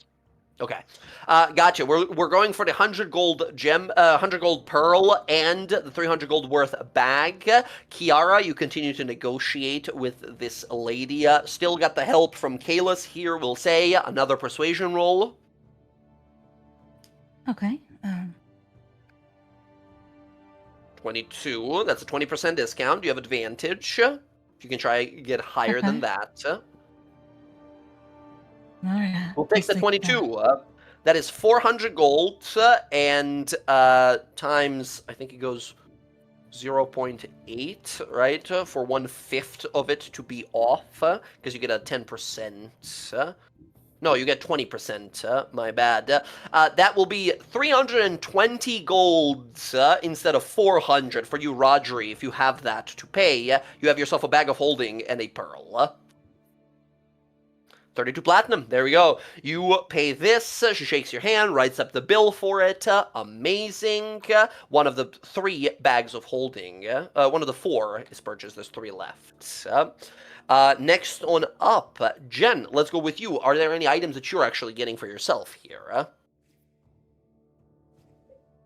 Yeah, I'm gonna get me one of those spider climbing things too, because Yeah. there's 2 of them, and the 200 dust incense I need, and I also need Cleo's eye thing that she needs for her spell component.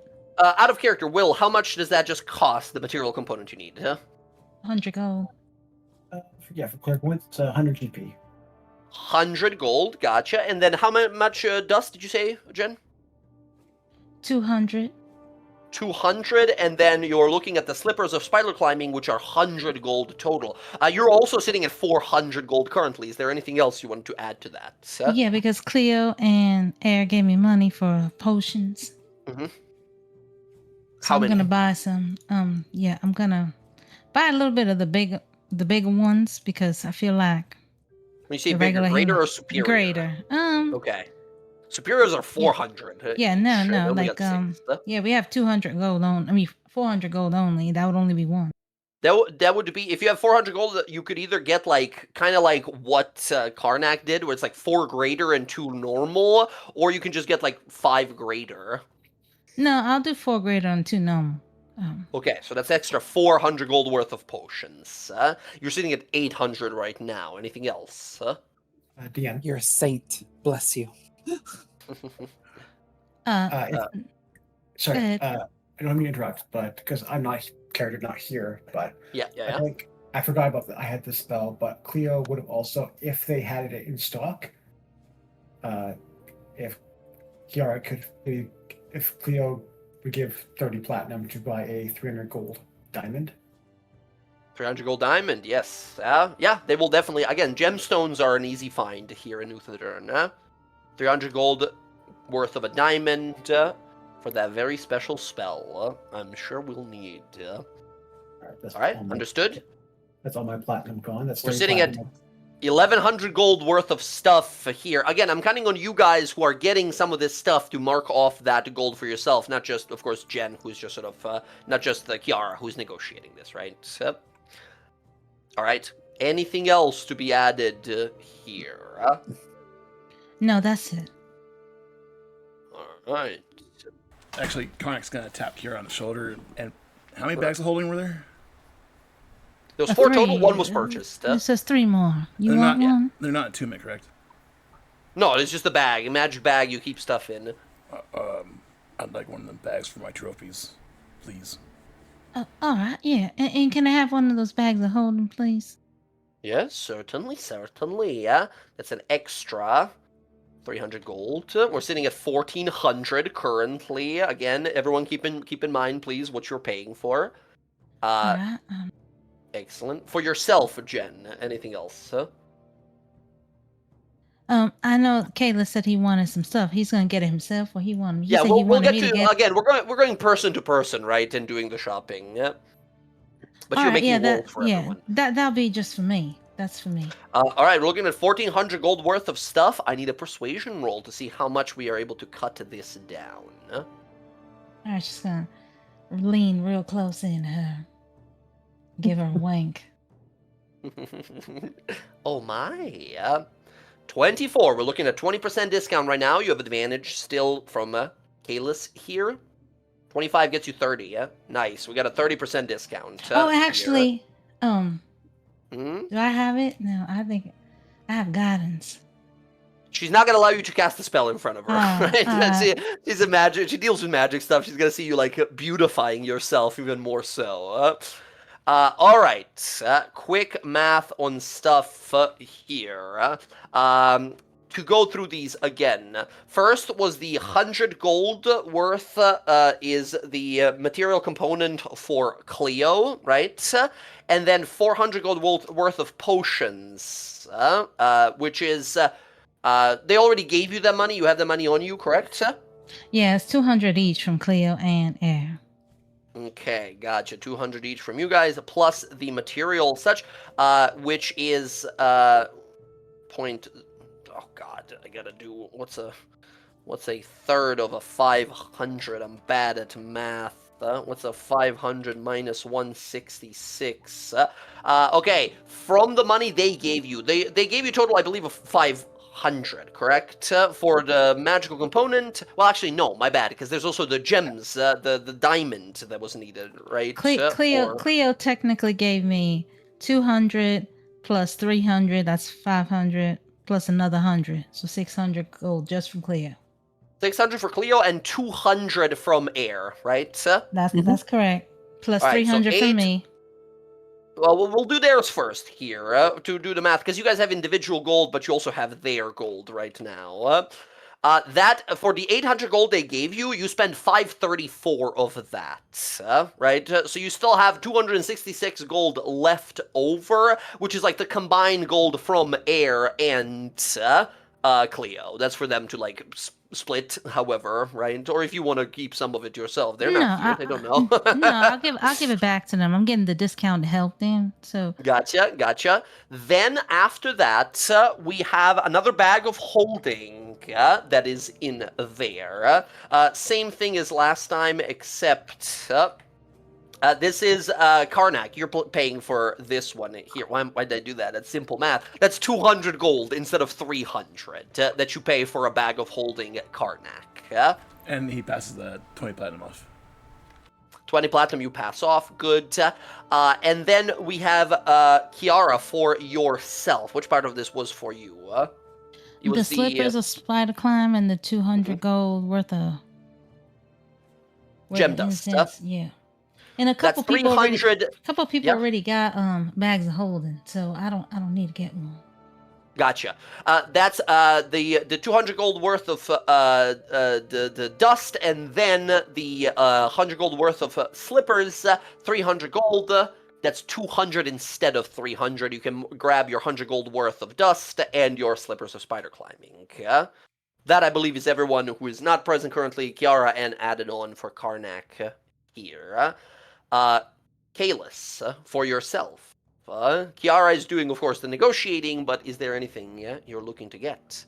Yeah, I put in the chat there. I wanted the Cloak of Elvenkind, the Slippers of Spider Climbing, and a couple of graders. The cloak is 300, the slippers are 100, and how many graders? 2. So 2 graders, so 560? 160. You're looking at 560 gold total, and then, Kiara, let's make that persuasion roll to see how much you reduce that by. 22. We're looking at a 20% discount here. Okay, that is times 0.8. That instead of 560 gold, 60 gold, Kalis, you are paying 448 gold pieces. Nice. For your items. There you go. Okay. Two greater healing and your 2 magical item. The cloak is the better of the 2 elven items. However, it does of course require attunement. And then you also got the slippers, right? So no more slippers are left. The cloak is the one that gives you advantage on stealth while giving enemies disadvantage on perception. Amazing. Excellent. So far, we've gotten 2 bags of holding, right? We got 2 of the slippers of spider climbing. We got 1 cloak of elvenkind. Those are the like magic items we got, right? Everything else was like potions and materials. We are looking at 5 items purchased, which means we gain 1 extra regular and 1 extra greater healing potion, which, Kiara, you receive these as the negotiator. Oh, thank you. Thank you. I appreciate it. Certainly. I did not know we had such a fine entrepreneur here in town. I don't believe I've seen your face around here before. Big spender that you are. Where do you hail from? Well, we all hail from different places, but I'm from Marquette. Marquette. I've heard such wondrous things about it. The heat, though, the beautiful architecture there. Is it true what they say? There's a town they call Jewel of the Desert there, an oasis of beauty and art in the middle of nowhere. It is true. You would love it. You should come and visit one time. Oh, well, certainly, if you'll be my guide, even more so. I would love to be your guide. Oh, you flirty, you. She sort of smiles. She kind of looks at you guys, says, say, you all wouldn't be the people. I've had a group mentioned to me, rather frequent customer of mine, the high priest here in town, mentioned there might be a group of skilled individuals visiting. That might be working with the crown here for possibly some time. That wouldn't happen to be all of you, would it? Oh, yeah, that's us. friend of a friend, even better. Very well. She hands off all of these items to you here. Kalis, you grab your stuff here. Out of character here, Air and Cleo, right? Is there anything else you guys wanted bought for you while you're away? Off the list here. Air says she wanted the tokens. Yeah, a token of faith. Yeah. There's some lovely stuff here that we have here. Check it out, friends. 150 gold. It's called the Behir's Tongue. You cast a lightning bolt spell, and it does way too much damage all of a sudden and ignores immunity to lightning damage. Pretty nasty. There are some Mimic's Hearts that let you cast Disguise on whenever you cast Disguise Self on yourself, it becomes indefinite until you decide to dispel it. Right?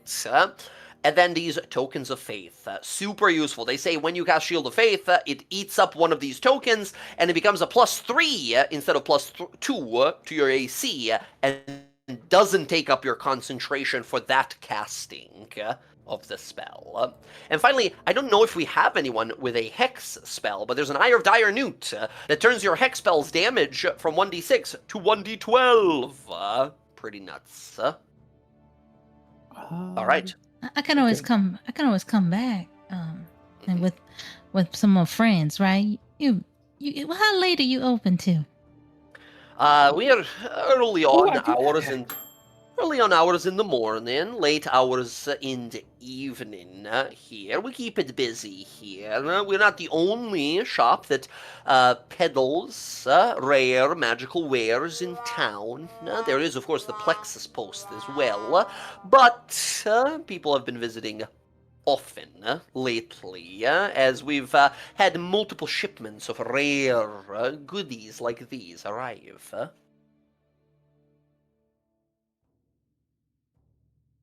All right. Well, I would probably come back later with Air and Cleo if they want to get some more stuff. Yeah. Later in the day, you guys can drop on by. How many of these Tokens of Faith here? I think, Cleo, you also have the Shield of Faith spell, if you have it prepared, I suppose, that day, yeah? Yeah, I'm good. Okay.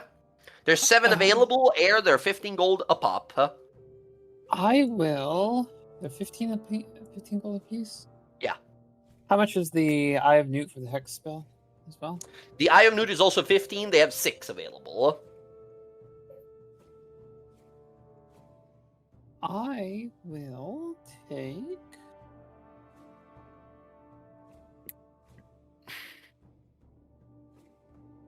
The Hex would be pretty helpful. Alright, I will take 2 of the tokens and 2 of the Hex. Dire Newt Eyes, Yep. yeah. Amazing. That's 2 of each. That's 60 gold total here. Okay. 60 gold. You can try to haggle here. Kiara, give me that persuasion roll. Well, I'm gonna get some more stuff with her. I'm gonna get 4 of those tokens of faith. Tokens of faith for yourself as well. Gotcha. Yeah, and I'm gonna get 2 of these mimic hearts. Actually, Okay, I'll get all 3. I'll get all 3 of them. Okay, so we got 2 plus 4. So you said 4 more tokens of faith for you? Yeah, 4. So it'll be 60 Okay. gold. So 6 total of tokens of faith for 15, and we have 2 eyes of Dire Newt for 15, and then how many? All 3 of the mimic eyes for 50? That's right. Yeah. Okay, we are looking at a grand total for all of these regions of 570 gold. Oh, sorry, no. 3 times 150 I typed in. It should be 3 times 50. 270 gold. That's much more reasonable. Yeah, 210 of it is mine. So Air's is Gotcha. only 60, Let's keep it separate then. Let's do first for Air. Here, give me a persuasion roll. Alright. 25. That's a 30% discount here. You pay 40 gold instead of 60 here, Air, and you receive your 2 tokens and 2 Dire Newt eyes. Nice. And then you yourself, Kiara, are looking at 210 gold worth of stuff here. Give me that persuasion roll. 29, another 30% discount here, which I do have to math out. I'm bad at math. You pay 140 gold instead of 210 for your stuff here. And there's one token of faith left, no mimic hearts. That means we bought 10 different things, right? So we get how many more healing potions? No. So check it out. It says at the bottom specifically magical if you buy your stuff artifacts. for magical artifacts, not for like Alright. potions or stuff. So 140 gold for me. That's not bad. Yeah. Excellent. If you guys have any other money to spend on potions or something like that, there are some lovely ones in here, like potions of resistance. They have 10 of each type, right? Lightning, fire, poison. If you ever think to yourself, maybe I could use a potion to protect myself, 100 gold, you got resistance to that damage for 1 hour.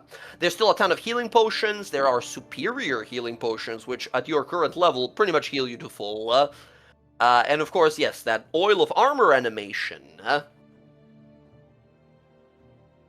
I think that's going to be it for shopping, though. Seems like it. You see Ronnie... Since I didn't get... Oh, yeah? Sorry. Since she bought all the mimic hearts, Rodri is interested now in the one of the potions of resistance for cold. Yeah, I can always Ooh, give yes. you if you want one. I just thought they would be really useful. Oh yeah, no.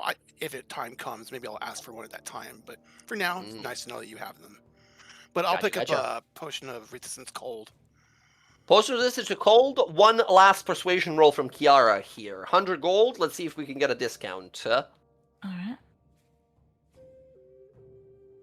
23. That's a 20% discount. So 80 gold instead of 100 for you there, Darren. And you have a potion of cold resistance. You pop that thing, resistance to cold for 1 hour.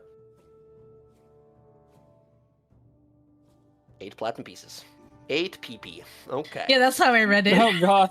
I'm fishing out 8 PP. I'm like, okay, Roger. All right. Excellent. I think shopping is done. As you guys start making your way back down to the Grand Disc, and waiting there for you guys in the square and walking up to you all, you guys see Tiswin, Knight in training, Tiswin Brave Pass. She gives a little wave to everyone, says, "There you all are. I thought you guys ditched us." She kind of looks around, says, "Shopping, I see. That's good. Found anything you liked?" Few things. Good. Do you all have anything else to do, or should we make our way over to High Priest's place? How long does it take to get there? She points at the giant building right next to you guys. He's inside. He's in his office in the castle. I need a few minutes. And then Karnak sits right down there and starts casting Confident Languages. Okay. All right. Just in the middle of the square here. He just sat down and started casting spells. He's Karnak. He's a weird guy. He's a strange guy, but that's all right. All right. How are you guys? She sort of like looks over to Karnak as he's casting a spell, looks to the rest of you guys, says, "How are you all settling in? You all, I mean, the High Priest said you guys are interested in helping with this prophecy thing. I'm just really glad that there's someone around who can, well, understand what it means. You'll see. It's a whole situation. I Is understand. Karnak casting the spell or doing the ritual? I think he's doing the ritual. Yeah. Rodri will do the same. If there is content. Just sits down next to him. All right, that's okay. From what I understand of it, she's just kind of like watching them as they do it. It's a tablet written in Infernal. At least that's the way he made it out to be. No, not Infernal. The other one, the good one. Celestial. Yeah. Either way, easy enough to read. I heard somewhere that those two are similar. I don't know how that would be possible, but Infernal has its roots in Celestial. Oh. Celestial came first, and then Infernal. Is that true? So unique. Yeah, it's like a dark inverse of Celestial. Interesting. Didn't actually know that. Again, that's why I'm in training. Yeah. All right. Yep. It's a weird thing, really. Like, so Celestial is like when you speak it, and like she'll utter like a few sentences, and like even like oh, from her, God, it that's sounds rough. Celestial. No, it's No, usually the fair. Infernal. Oh, you were talking no, Celestial. that- Sorry. Yeah, that was Celestial. Like it's like yeah, it's like utters a few words, and like Celestial. It's like it's very like That's lovely. musical, right? And then she'll utter a few things out in Infernal, Oh, and then God. you can see it is the Air exact did- opposite. How the Hey, hell is didn't- that the same root? Air, didn't you promise me you wouldn't use that kind of language? I didn't say anything. Yeah, sorry, that's bad, my I was fault. I just- think I goaded her into it. I apologize, sir. I do apologize. I was just explaining and showing her. You hear a child crying as they heard you say this Infernal, and they run off down the street. Yeah. It's, Dang, what did you say? Did you say something bad? No, Or did you say like I'm gonna go get a cup of coffee or something like that? It's just a No. it's a very harsh language. The Well, first I- time in Celestial, all No I jokes. said was, "Hi, I'm Air. Nice to meet you." And then I just said the same thing in Infernal. That was it. Oh. I didn't think it was too harsh. I mean, it was a little bit different. Maybe I'm hearing it different. I can't really explain it, but whenever I hear when I first met Erin, she talked to me in that language. It just sent a tingle up my spine. Oh. Most people are not generally as divinely connected as you or I, so I can understand why you might feel a bit of an adverse reaction to it. Do you know?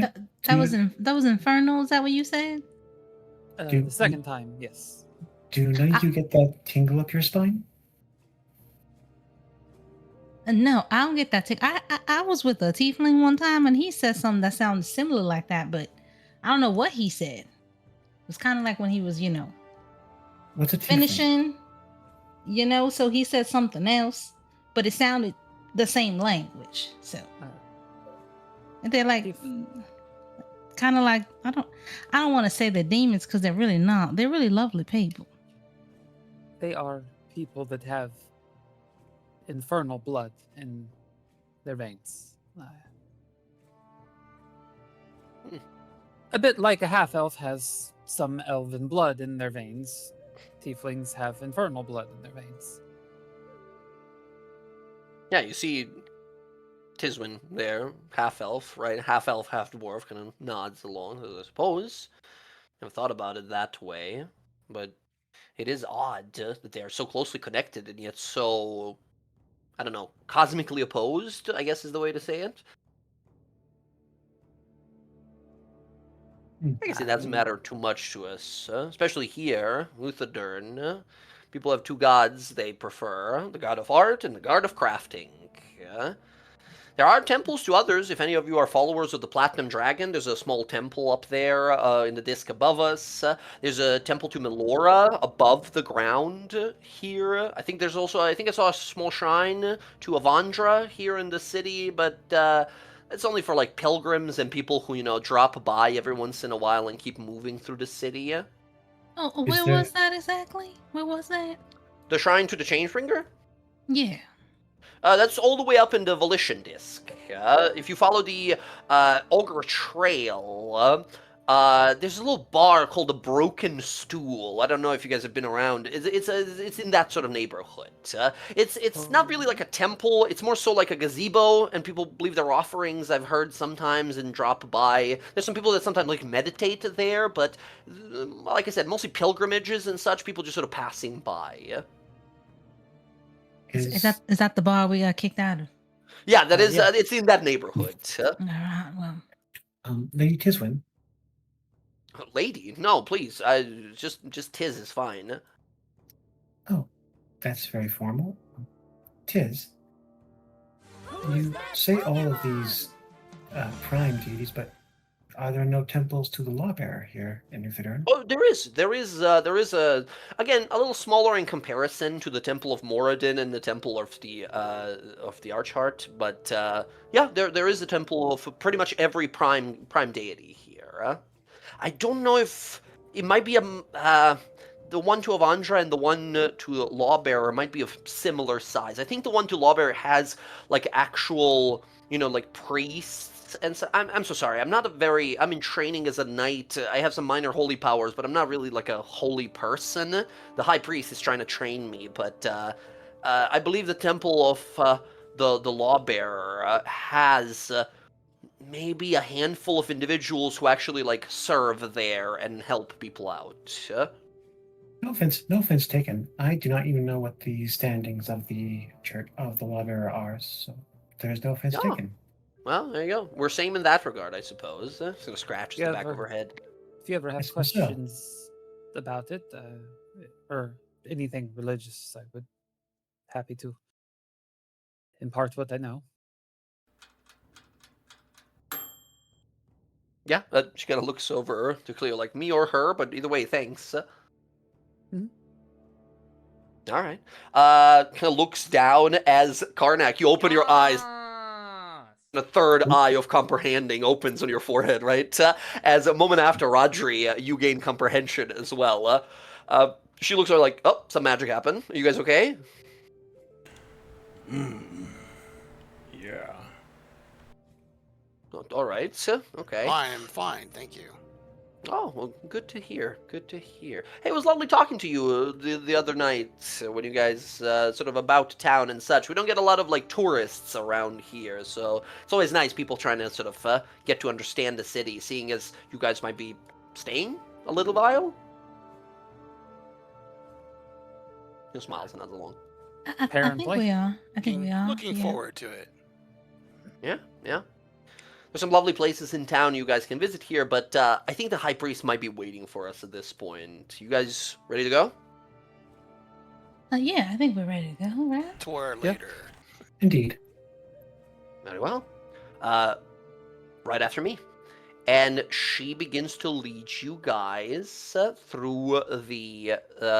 through the sort of main square, if you wish to call it here, and you guys see up ahead this cascading sort of reverse building. Built upwards slowly with these strange stalactites of white gem-like substance that sometimes like dangle down from it. You see massive sort of parapets and balconies from above where you see a bunch of different guards walking around and priests of all kinds. Let me see if I can drop that art in here. Yeah, that further another community piece of art here. That building in the back is what we are walking towards, the Grand Cast Citadel. As you guys walk on in, you see the guards take a moment. They speak with Tiswin here, with Tiz, and allow her in as she sort of kind of like awkwardly smiles and gives them a wave that you guys walk in. And begin to make your way up multiple sets of staircases, spiraling your way upwards towards the ceiling of the grand disc into which this Grand Cast Citadel has been worked into. One of these massive corridors you take, and you see servants passing by and guards walking on through and such, and she leads you guys over to one section, a massive hallway that opens up, multiple doors on each side, but the central door ahead of you has a symbol of a massive dwarven face worked into this like 30-foot tall door that's about 15 foot wide. dwarven face with two hammers crossed underneath it, gleaming, glowing golden eyes, gemstones of some sort. You see all symbology and scriptures of Moradin, the god of crafting and creation, written into the walls and the doors here. And as the door opens, you see a group of about 15 or so dwarves and elves, all in sort of kneeled down, holding their holy symbols, kind of prayer and meditation.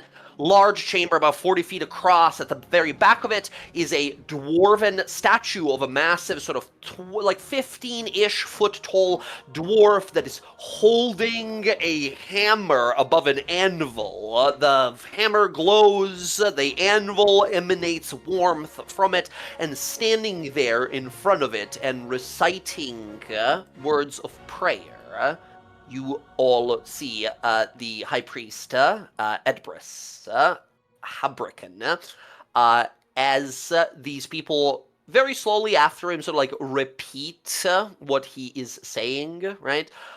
You see he looks on out across and kind of notices you guys, but continues very slowly. As these people around him continue to sort of speak, he finishes up this sort of sermon saying, as Lord of crafters, of artisans, tells us, remember his words as you carry on your gift of creation.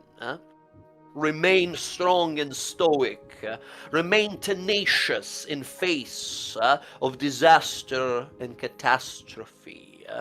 Uphold and promote loyalty to your close ones, to family, to your clan, to your king and queen, to your people. And remember above all, the work of the craftsman is measured in legacy. Legacy is paramount. To create something that lasts is to change the world for the better. Always for the better.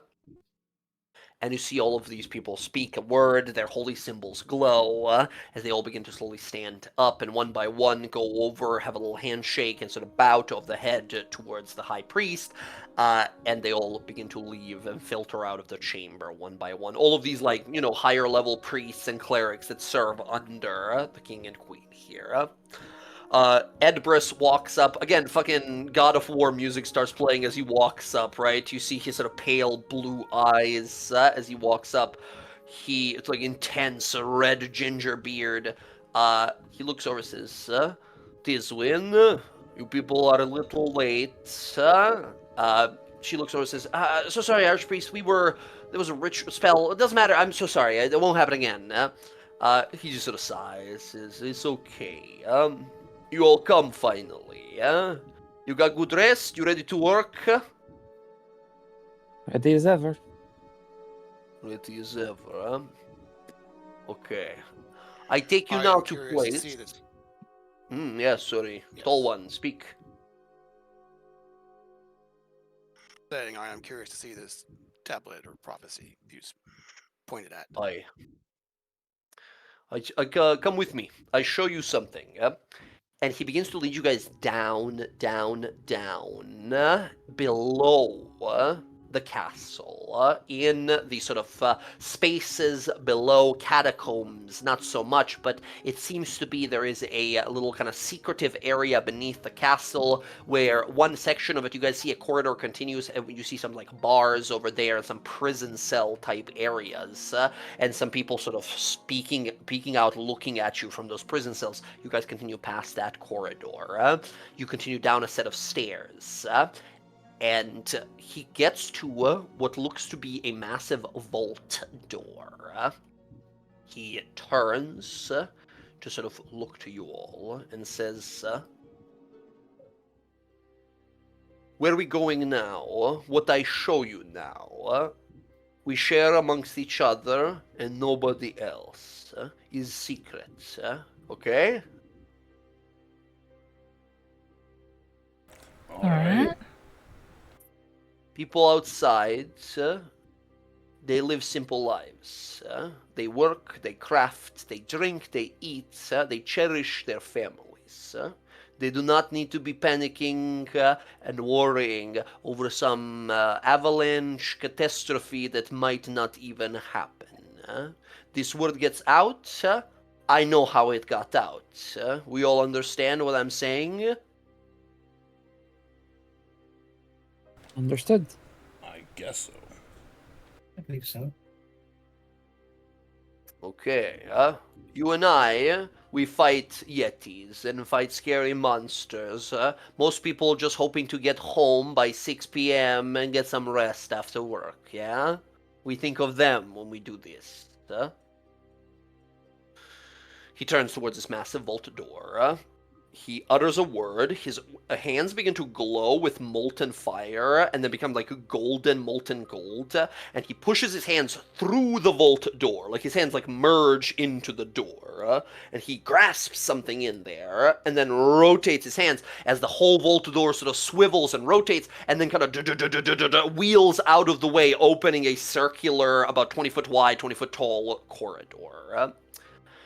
Inside, you see it turning around is a 50, 60, maybe in this large, like, storage building, storage unit, massive storage space, like about, like 200 foot long, about 70, 80 feet wide, and a bunch of different, like, vaultadors and rooms. You guys see what might be some kind of a treasury of the king and queen here. You see them wheeling in some strange, like, there's like a giant, fully frozen in ice dragon that they are wheeling into one of these rooms. Another group of people are carrying on a pillow what looks to be pieces of, like, a shattered blade, some shattered pieces of a longsword. It's, like, missing multiple pieces. They're carrying off, and you see, like, massive crates filled with chunks of platinum and adamantine and mithril that are being, like, carried off into different rooms here and such, but he leads you guys past all of it. Cleo, detect evil and good. You look around. You don't detect necessarily anything evil and good in this place, but you definitely sense magical, divine casted wards and protections on this place. In fact, as you look around, multiple statues of, like, dwarven warriors and elven warriors throughout the room radiate divine conjuration kind of energy. You think they might be some sort of, like, celestial summoned creatures that'll activate if something happens, if some, criteria is met. Some animated golems. I have a question. Yes. You said things were frozen in ice in here? Like, there was one. There was only one. One, like, size of an elephant, kind of like the dragon that you guys fought in Islecross. Big, like, ice dragon that is foot, like, frozen in a thing of ice that is being, like, wheeled into one of these vault rooms. Like a white dragon? Yeah, white dragon. Huh. Mm-hmm. I guess this feels like scanning the room. There is divine magic in these statues. He looks around, says, keen eye is my handiwork. I work for years sculpting those. I make him to defend this place. If any intruder come in here, he looks around to all of you and says, or anyone get any funny ideas? These guys, they beat your ass. High Preceptress, may I say, you are a credit to your god. This is a big compliment from you. I appreciate it. I am only a tool used by Master of Creation. I strive to perfect my craft, as all should. That must be nice. I don't know if I'm a tool. I'm not sure what I am to the Lawbearer. It's not for me to answer. Only you can get that answer, huh? I suppose. Continues walking. He brings you to the back of the room where a massive vault door is. There are 3 of these larger than the rest massive vault doors. He does the same thing with, like, a golden molten arms, reaches in, rotates, and this thing swivels up into the ceiling. You see the mark, the plaque on the door. just has a little it says security top security vault number 2, like hashtag / number 2, and it says avalanche on it. The other 2, you guys glance around. The first one, the number 1 vault, has a plaque on it, and it says First Blade. And the last one says Chain Link on it, as he leads you guys into vault number 2. You guys see this room. The moment you enter, you notice this place is frozen. Like it's like a room with walls and everything, but there's ice gathered, stalactites dangling from above. You don't see any magical crystals around or anything that would like conjure ice or frost in this room, but this room is covered, the floor is covered with ice and snow, and the walls are frigid and frozen, and temperature drops immediately as the door behind you closes. And you guys are in this like 40 by 40 room now. At the center of this room, a gigantic slab of ice, about like 25, 27 foot tall, slightly askew.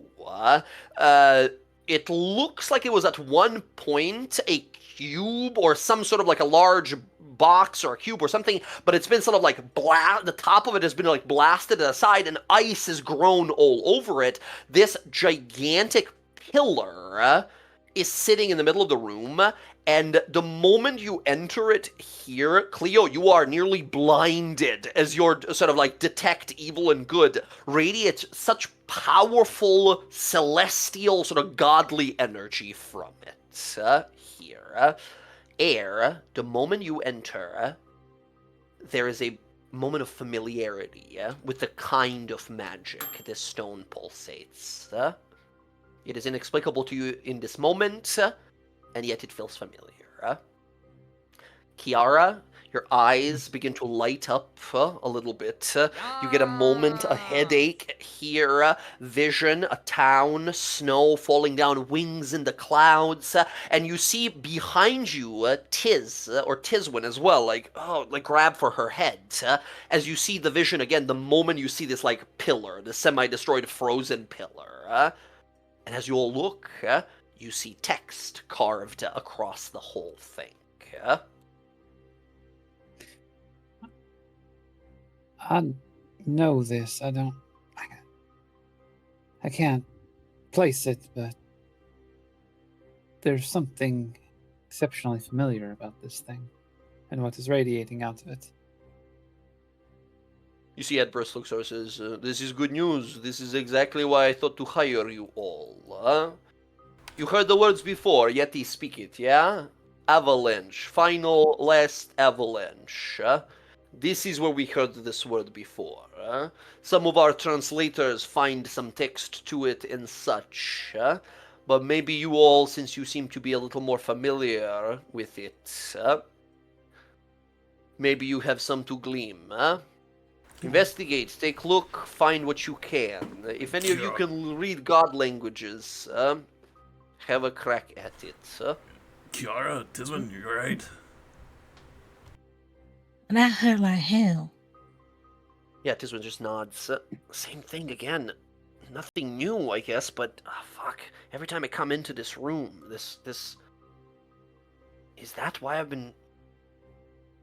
Wow, it's never happened when I walked in here like this before. Kind of looks to Kiara as if like, is it because of you or like what happened? It's possible. I mean, my eyes hurt a lot. It normally just hits my head, not my eyes. Do my eyes look different than you? You guys look on over, and you guys see every once in a while, Kiara, your eyes are like lighting up a little bit, like fireflies in the night. It is like occasion. It's not like constantly, but every once in a while they just like light up. This like beautiful golden color. That's cool. Your eyes are glowing. Jen, Kiara, you gain dark vision of 60 feet. Oh, okay. Okay, thank you. As your eyes light up, and you are just like, every time they light up, for the rest of us here, for the rest of the characters here, we see the eyes lighting up. But for you, it's like every time they light up, you see that like town being buried in snow. And it happens every like 30, 40 seconds. That's gonna. It's like very vague and see-through, but still keeps happening. Yeah. Maybe approach to read through it.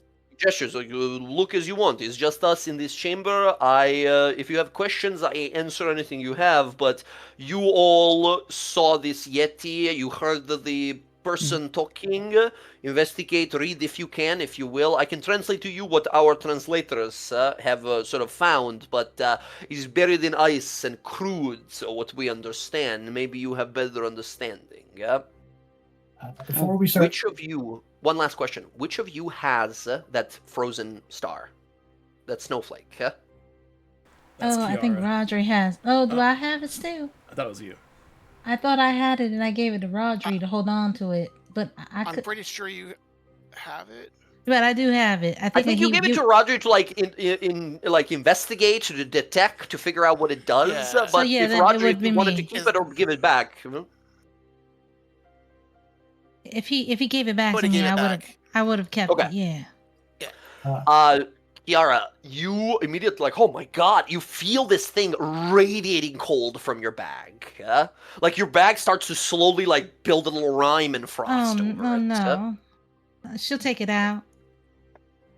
You drop it. It is so freezingly cold. You feel your fingers like hurting from how cold it is.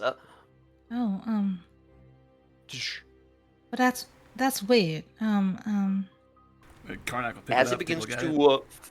as it begins to like glow with this like pale blue color, you guys see on this pillar text begins to illuminate. You see the high priest looks immediately wide-eyed. Well, that is new. But it's probably that thing that there on the floor. It's part of like a crown that you put it in. Crown. Kind of looks around. You see, he starts flipping through some like notes that he has that these like scholars have translated for him, for whoever's been working on this. You guys can approach, and those of you who read Celestial will be able to read some stuff off of this. we'll approach. Can Karnak Yeah, pick up I'll the snowflake thing without getting hurt? Step up to it. Who has currently the other magic item you found after the Yeti fight? Who has the Amulet of the Coldfire Phoenix? That'll be air. Everyone but that person, when you pick it up, you immediately flash freeze, like painful cold, the moment you hold on to it.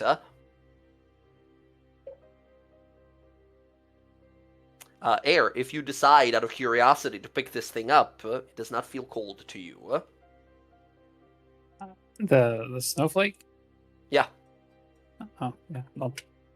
I'll watch everybody kind of like fumble with it. I'll just pick it up and be like, here, I'll hold it out. Like you dropped it. No, we can't touch it. It's freezing as fuck. I don't know how the hell you're holding it like that. Feels cool, but not like freezing in your hands. Couldn't tell you.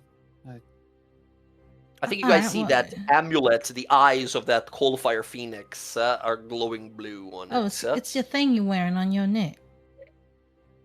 Oh, my necklace. Like, just can you hold on to it? Because we can't hold it. It'll hurt our hands. Yeah, I can.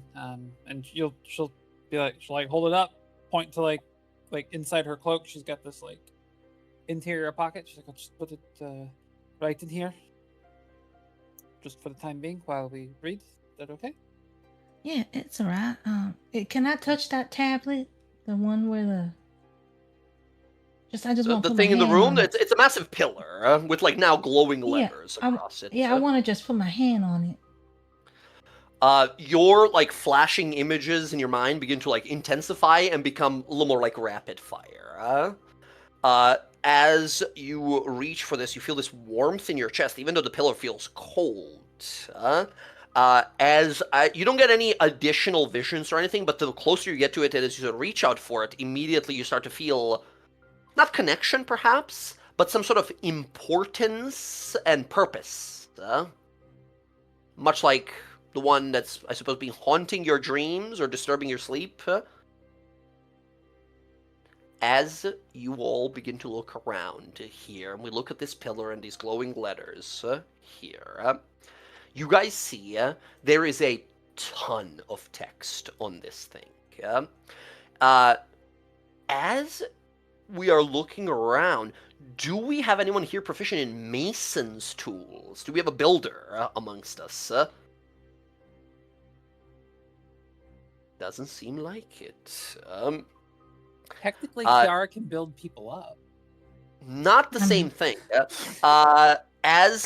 Otherwise, any of you who are proficient in religion, I would like a religion roll, please. As you're just looking at the pillar, the broken pillar itself.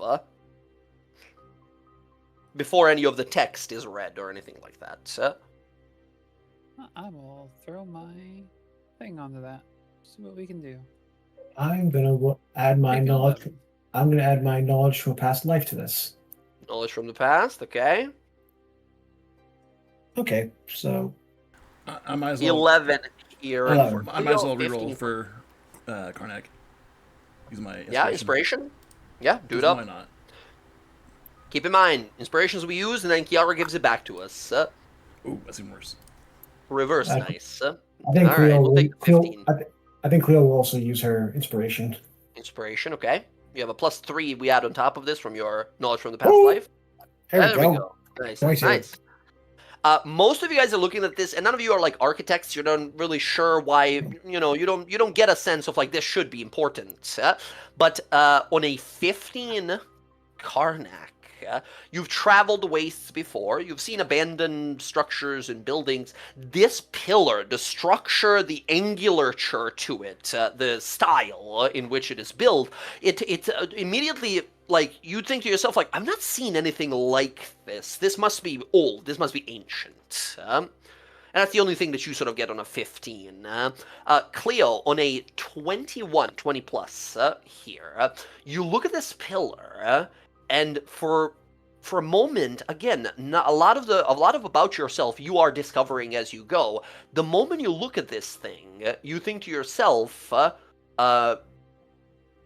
this looks to me like a pillar that would be holding up an entrance to, like, a temple or something like that. Holy scripture on it, the style it is built on, this ancient stone that it's made of. This, for whatever reason, and you understand it, it looks to you like a pillar that would be in a entrance area or in front of a temple of some sort. And you must imagine to yourself there would be like multiple of them or something like that. This was stone with scripture on it in front of some sort of a temple, possibly in the past. Do I notice any iconography that this pillar might be related to a particular, like, entity? No gods or deities mentioned on this, although on a 21, one piece of the scripture that I'm going to read out to you guys in a moment here does strike to you as, like, that's unique, but it's more so a question than an answer for you. But it catches your attention, for sure. Friends, you all begin to look at this, and those of you who are reading in Celestial, reading through it, those of you who don't speak Celestial, though have magic to read through it as of now, Edbrus is going to bring up what the scholars that work for the King and Queen here have, like, translated this over some time, in much more rougher of a draft, but he will read out to the rest of the group here. And like I said, bear with me here. It's a bit of a long read. It's like a massive fucking giant pillar that has all of this stuff written on it.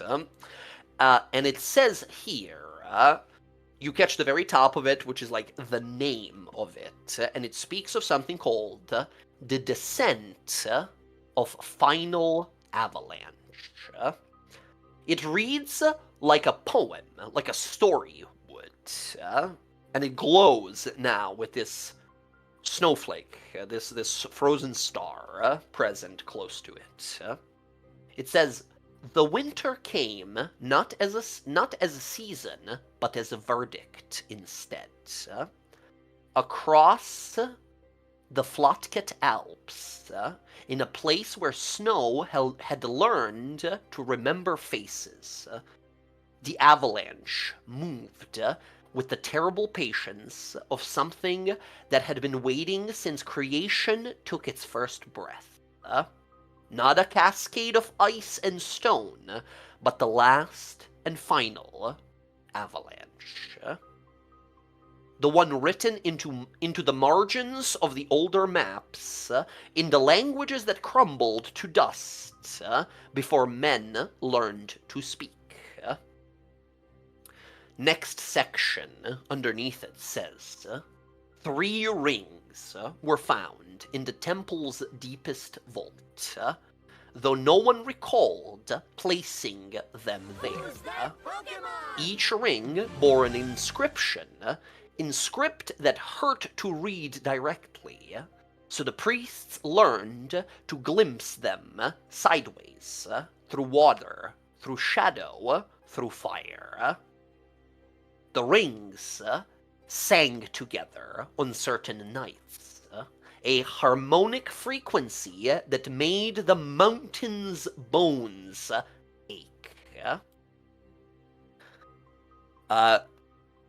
As you guys continue sort of to read, you see the next sort of these are all kind of like in paragraphs. The next paragraph that says, and once again, these are like all multiple lines because they're all in like gigantic symbolic celestial. The next one says, above the temple, the crown of 6 frosted stars shifted in patterns the astronomers could never predict, yet somehow always knew were coming.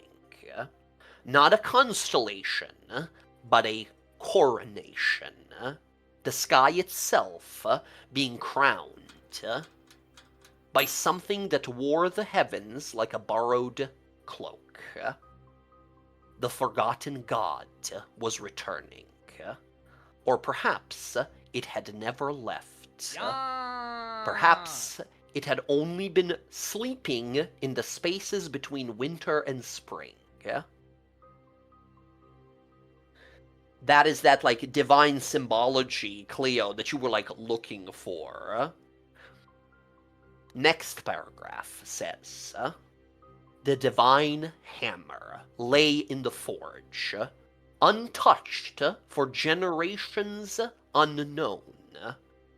Only the ones marked by pain and loss may yet uplift it and summon its flame.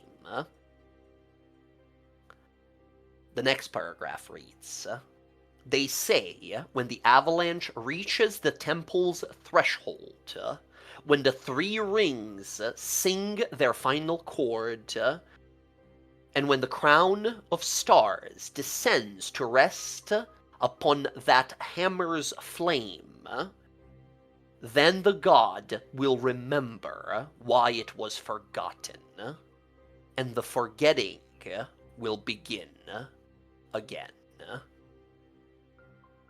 Last paragraph at the very bottom says, some winters never end. Some names are never forgotten. That is the entirety of it. I will copy-paste all of this. As all of you reading Celestial, and the High Priest reads out the translation he has.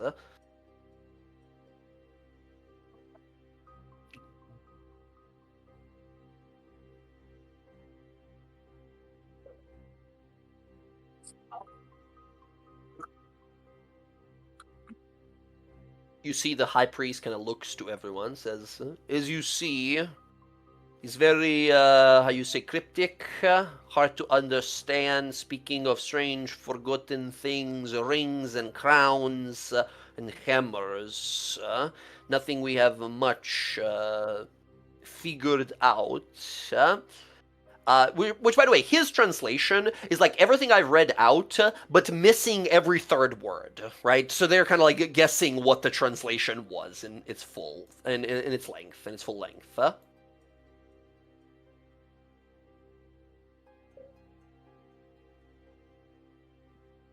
I will copy paste all this rather than roll 20 because it's gonna like separate it a bunch. I will put this in RP chat Graying Wildlands. Thank you.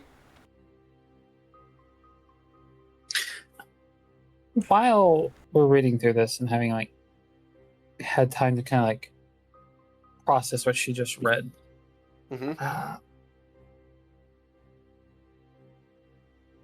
Air's gonna touch the tablet and see, because like you mentioned, like whatever was radiating off this, she got this like really weird like sense of familiarity or something from it. When she puts her hands on it, can she feel that a bit more? And if she can, yeah, give me an insight roll to see what draws your attention the most here. Oh, we're gonna spend our non-human. We're gonna spend our J inspiration. Session inspiration, yes. Where's my insight? Where'd you go? I'll take it. Jesus Christ, all over the place. All right. Amazing. Oh shit. All right, let me just fix this. On a natural 20, your hand instinctively goes to where it says the forgotten god was returning.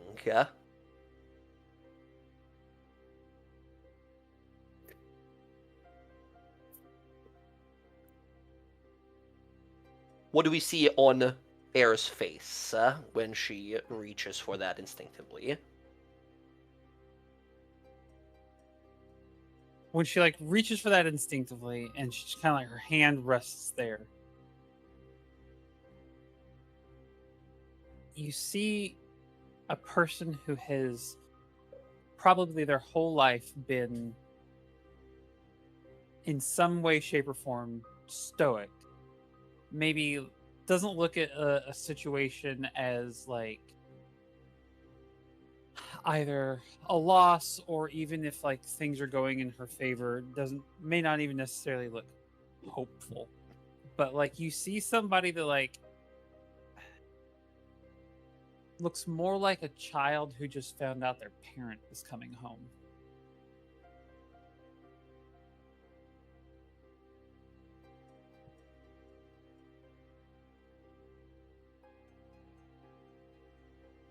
I think I know part of this.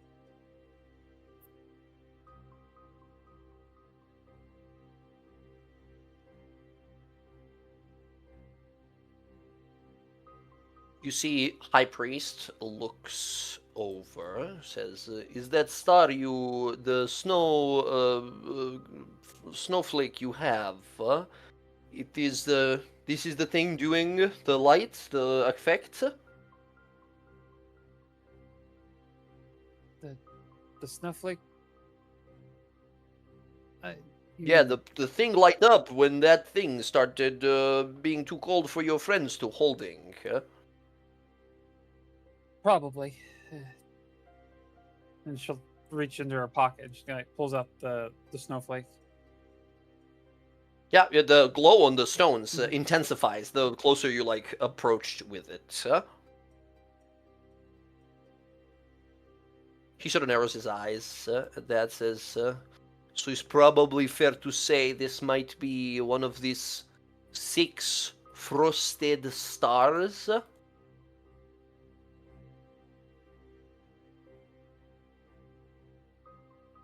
Okay, what we learn? Anyone got any bright ideas? Why does this even matter? Why does this matter? It matters because there is yetis gathering together, taking people. There are trolls running through the snow tundra. There are dragons gathering. there are monsters talking about this last avalanche. He's been mentioning it for months now, and we never know what it is. Karnak's looking at this. Only this stone that we dragged from Foreign, big island on Eiselcross that we find. Only this give us some context. So snows falls. What's the big deal? No, it's gonna be an avalanche that's gonna kill a whole bunch of people. But how? Yes. Kalis looks unimpressed. Like, Karnak's got a headache. He's scratching his head. I don't know. I might be able to comprehend what that says, but I don't know what it says. But regardless, if this how long has this tablet been here? How long we have it? We have it for, I think he flips through a book, looks over, says, we have had this here more than 60 years. Then how does that lady ice bitch know about this thing? Or of You said you saw someone, yes? Talking to Yeti? She called herself Lady Ever Ice.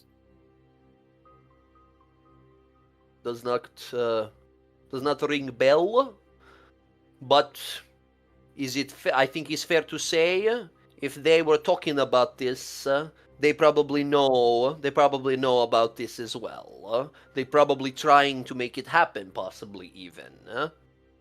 This is how you got this frozen star thing?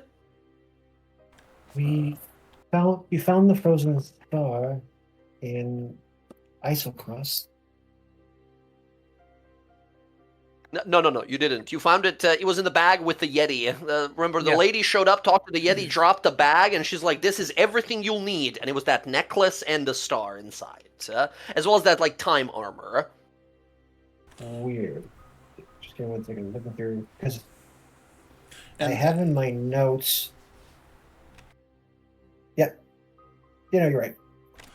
so My bad. Karnak's gonna look Okay, over at okay. Kalis, and we want to figure this out because this is the reason that Kiara's probably having those nightmares. And I want to help my friend, our friend. using that word again. Come on, Oh. Kalis. Yeah, I'm not your friend.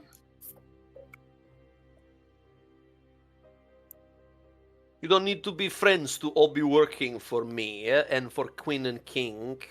You need to be motivated by friendship or money. Is same to me. If I look over at Lone Kalis. Wolf Boy here doesn't want to save world from big stone and ice because he likes to be viewed as hero, maybe money inspire him instead. Yeah. Oh, Kalis, you might find your wife, but it won't help if we don't deal You with this don't know problem about that, first. by the way, right? I Oh, don't do I think not you know know. about that? I thought you talked about it. Okay, I would not I have said told that. I apologize. Air That was, about that. I believe only Air know about that. That was Yeah. like a morning Okay, I conversation. Only apologize. two of them I- had. Favorite word Air Rewind. has not said Thank you, shit. call me out. Just- Calling Yeah. me out. All good, all Yeah. good. DM. Yes. Cleo would like to look at Air and give Air a look of, should I say something? Should I share? That's the kind of look I'm giving Air. Hmm. I bring it in for like a small huddle. What are you wanting? What are you thinking? Do you remember weeks ago in the tent you shared with me that purple fractal? I heard those words you said to it, like a prayer. Do you think this is tied to them? I have a exceptionally strong feeling that it is. But Do we share with everyone else? one moment. I Just Air, I will follow your lead, and I believe this is tied to you. I won't say anything, only if you say it's okay to say it.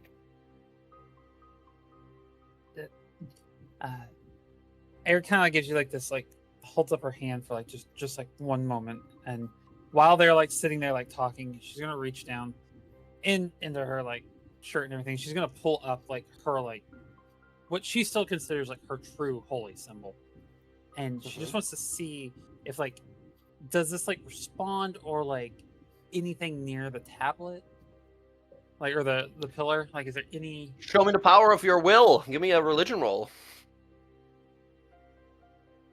I don't think I can pull off another nat 20.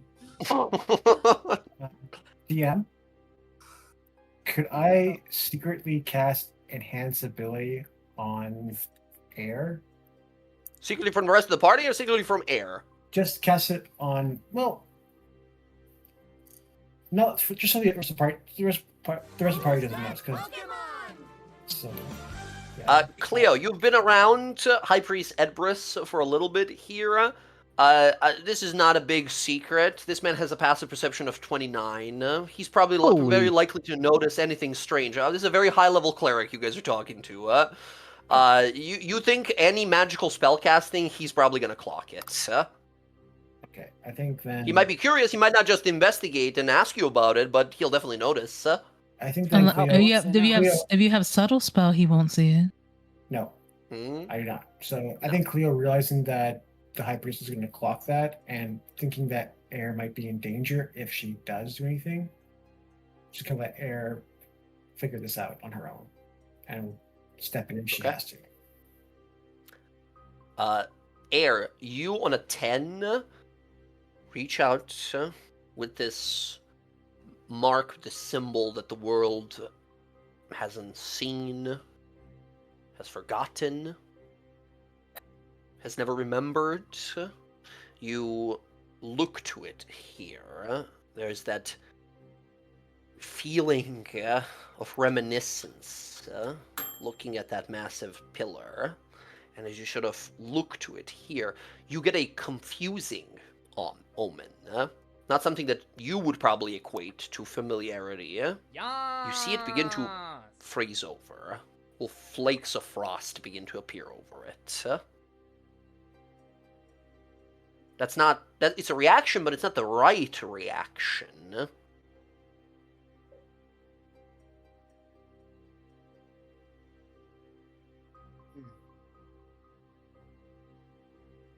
It's something. I don't know what it means, but...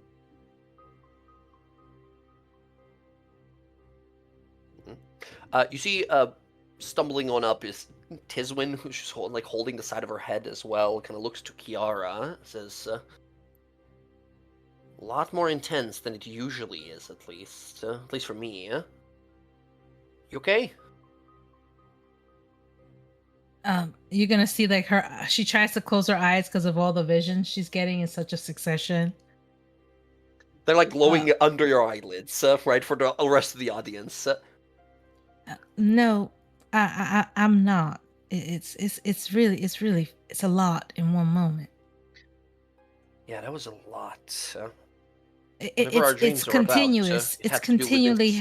It's still happening to me. Yeah. Are you still getting You them? want to step out of the room? Yeah. Every few minutes, I see a little flash. It seems much more intense for you. Whatever these dreams we have are about, they have something to do with this thing. Have you tried holding hands? Just out of curiosity.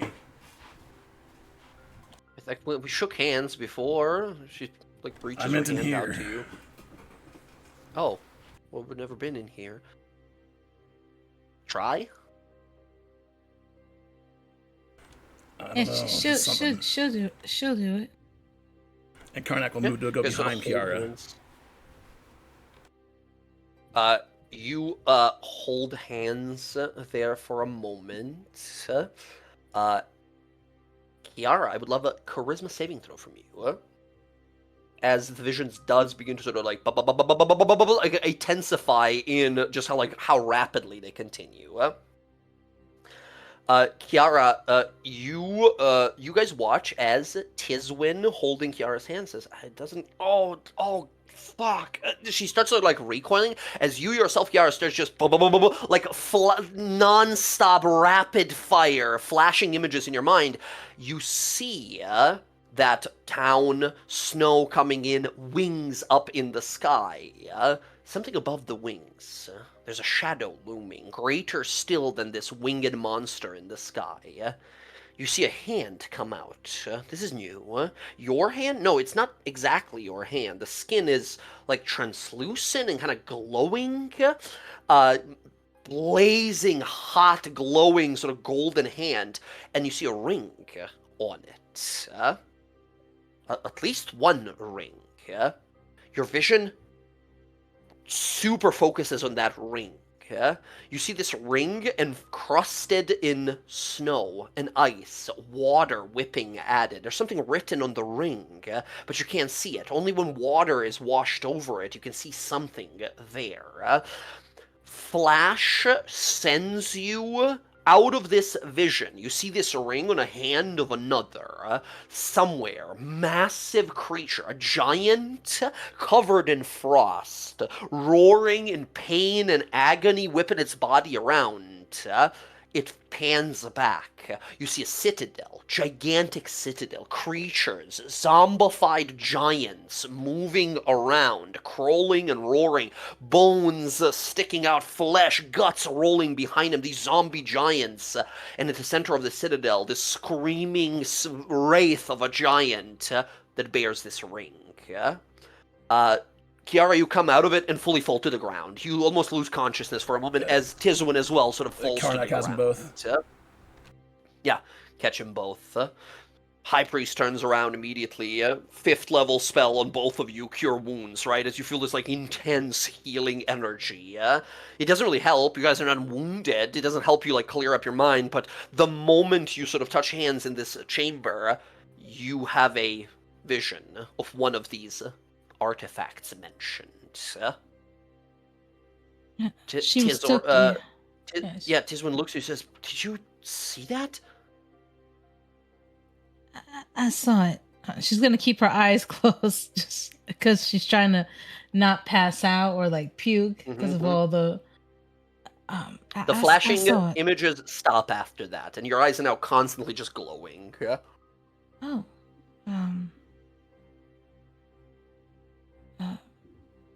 Yeah, and she will relay to them everything that she saw about the. What the hell are you kidding? When you describe what you saw, you see the archpriest sort of narrow his eyes and open the book, start looking at something as if that like reminded him of something.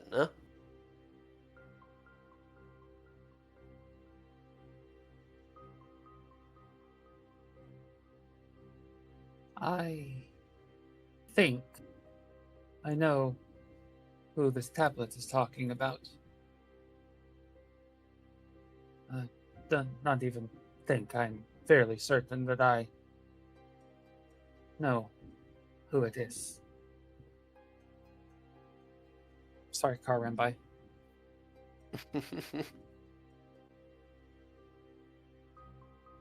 You see the high priest looks over, says, "You know who this is? This is about? Which part? Is a lot." The forgotten god that no one remembers. Okay, this is good then. What is this? Some sort of idol or primordial evil or some cultish demigod, or what is this?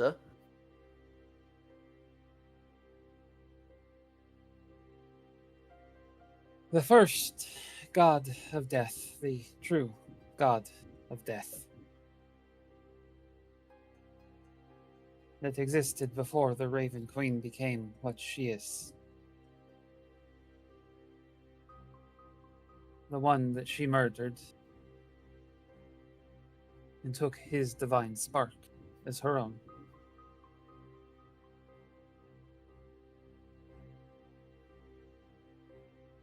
You see, the high priest looks to you and sort of narrows his eyes and nods. Says, I hear this before. It's rumor. It is hard to say how gods became gods, but everybody know Raven Queen was once flesh and blood. God of Death was once one of us. She destroyed the previous gods. Someone will mostly forget his name, but I hear one time a priest of Raven Queen tell me they call him Nahal. That the one you thinking? She turns around. She kind of like she's been wearing it, like, but she like lets it like hang in the open. He was my god a long time ago, before he was removed from this world. And it seems There's one way to say it. He was destroyed, absorbed. he was murdered. Is not right. You and I have disagreements before, but this I agree. Men should not strive to be gods. As I mentioned, there is a fundamental law. There are multiples of them. Doesn't matter who you are or what you become. These are things you do not violate. They are the core. They are the core fundamentals of what was given to us when the gods came. This is one that she broke. And you are thinking this has to do with this ancient forgotten Nahal? What does your prophecy say? And like Cleo will like look up in Celestial, she'll begin to say the forgotten god was returning, or perhaps it never left. Perhaps it has only been sleeping in the spaces between winter and spring. Okay, this is something. Maybe it is something. Kind of looks at that symbol that you have and just sort of stares at it for some time before looking to you. As you see him forming a lot of questions and thoughts about you. Okay. So, kind of looks over to Kiara and Tiswin. Says, place you saw in this vision of yours. For whatever reason, two of you have some connection to this as well. As it seems a few of you here too. I have some good news and some of bad news. Before you have this strange vision, we only have one really angle to look at. The reason I come and ask you to come with me here to Uthadun to look at this, to look for this stuff. We knew vaguely there is this like items that are needed for this prophecy, but nothing really where or how to find. We had idea where one might be, and now with underdressed woman Kiara and young knight Tiswin, we have two ways to look. Looks around. Some time ago, more than 100 years ago, Queen and King, before the ones that are now, they tried to conquer WildLands, make settlements out in the snow. They make a settlement south of here. They call it Uralis. Uralis was had a good start, but then earthquakes, avalanches, all kinds of disaster bury people alive. And then the Jezaraz orc, they come and slash and kill everyone remaining. Over time, we kill many of the orcs, they kill many of ours, decades went by, but Uralis was abandoned. The orcs left it too some many years ago, and something people say who go that parts, and rarely anyone does, something else terrible move in there. The reason I tell you this is because there was temple there. There was temple to Archheart, god of beauty and art. There, a ring was taken. This ring, they say, held powerful magic, but this magic you can only read in fire. I immediately think of that when this pillar, this text speak of it. That is where we're thinking one of this ring is. And now you have this vision. I believe I know of place you saw. You're not going to like it, but I believe you saw the place where you just came from. Isel Cross. On the island there, some of scouts, they find this place. Horrible place of death and rot. They call it the Fort of the Dead Jarl. Frost giants fell to some curse, went mad and became undead. I think that is what you saw in your vision.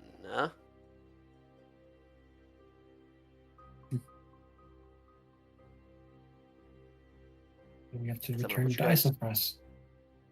I'm gonna put you guys here. He says, the way I see this, I would love to hire you now, pay you some serious coin to go to these places. Preventing this would-be catastrophe, this final avalanche, is going to be my first priority. And I will pay you your weight in fucking gold to get these items and stop them from going to wrong people's hands. Oralis, he brings out a little map points, is not far, but it's very dangerous. Rime Plains are place for trolls, frost worms, Jezaras, all kinds of yeti and monsters. Nothing friendly live out there. And then there is this temple, buried and long forgotten for 100 years, where this ring of fire is. I think this other ring must be, and he brings you to this map we haven't seen in a while, and points to you, the fortress of the dead Jarl. I pay you each 1,000 gold for either of these two rings you recover. If it proves deadlier than I thought, I pay you more, and then I pay you even more to go get the other one until we figure out where 3 is, and this crown and this hammer and all of this other stuff. He looks over to Kalis and says, if you don't want to be hero, fine, I don't care, but everyone needs good connection, friend in high place, or money. So, if you want to work for money, more than happy. If you learn how to call these people friends or allies at some point, fine by me. Okay. What rest of you say? You willing to look into this? I go where she Yes. goes. There is any way that my god can return, I will follow it. He points at you. You feel this intense heat from him. He says, this is not what I said. Your god, I think is dead. Your god, the whole world knows nothing of existing. I don't know what this prophecy is about, but there is a god of death already. As long as one exists, I doubt there will be place for another. I won't tell you what your dogma or belief is, but you should prepare yourself because if your plan is to bring your god back, as suicidal and crazy idea this is, I won't stand in your way, because this is your path. But those who work for the Lady of the Pale Mask, they will seek you out to stop you.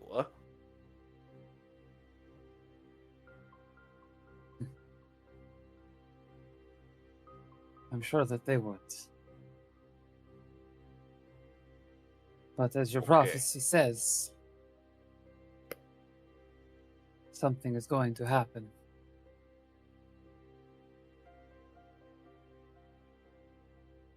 Okay. Anything else you people gleam understand from rock? Anything else I should know? Has anybody run any actual tests on the rock?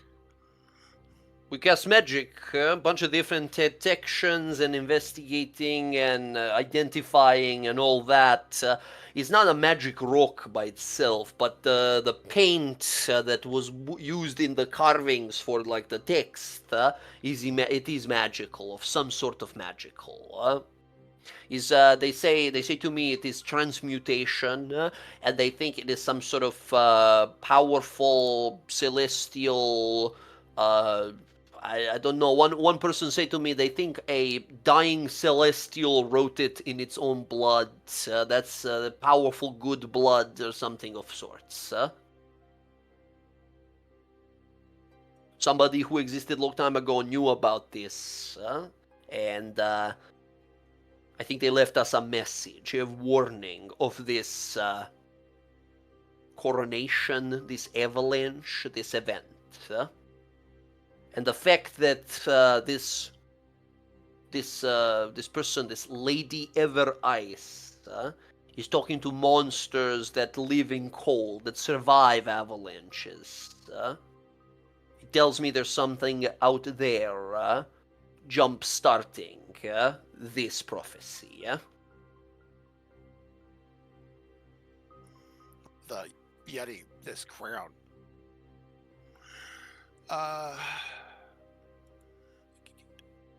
So Rodri is interested in actually like doing some examinations. He kind of wants to try looking at this thing with the lights off, with his reading the dark thing on, or his dark vision glasses on, and looking at it in the dark, or looking at it with his firelight, and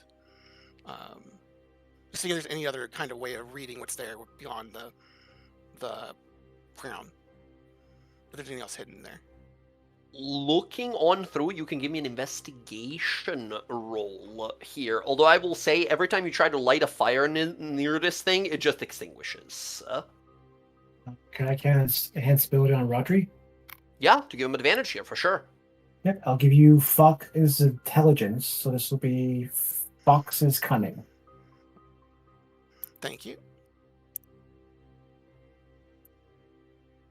Oh, 30, yeah. 30 on the motherfucking intelligence. Amazing here.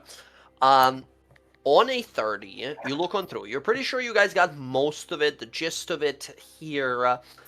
And as you're kind of like looking through all of this, the one part that strikes your interest here, as you're looking through, like, there's like 3 rings, there is a crown of 6 frosted stars, and then there's this last thing that has the least amount written about it. The divine hammer lay in the forge untouched for generations unknown. Only the ones marked by pain and loss may yet uplift it and summon its flame. Flaming hammer, fire. Fire is it's like a unique thing here. This whole prophecy is about like ice and snow and everything, and there's this one thing that has to do something with fire. And I think you immediately latch onto that, like, how unique. Why would there be a fire hammer in like an ice prophecy? And then you start looking on through it, the very first line that speaks about the winter came not as season but as a verdict, and across the Flutket Alps, which, for reference, by the way, Floodkit Alps are this whole mountain range that we are in, right? This whole area is Floodkit Alps. It's one of the biggest, like, natural mountain ranges in the whole world. You start thinking to yourself, place of hammer of fire. Where would a hammer of fire in this place?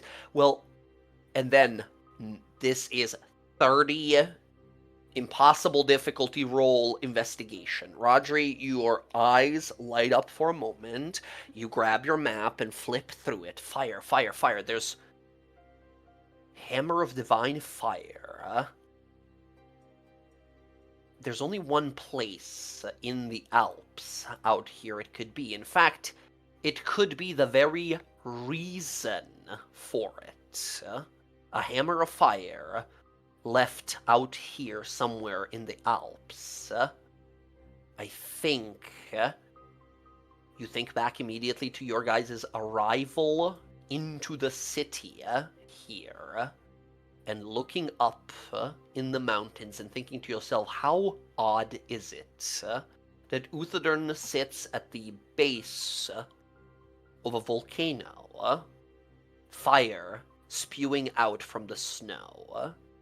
On a 30, Roger, you think there is a very good chance that this hammer, if not the very cause of it, is very likely to be somewhere beneath this volcano surrounded by ice and snow. That's what a 30 gets you.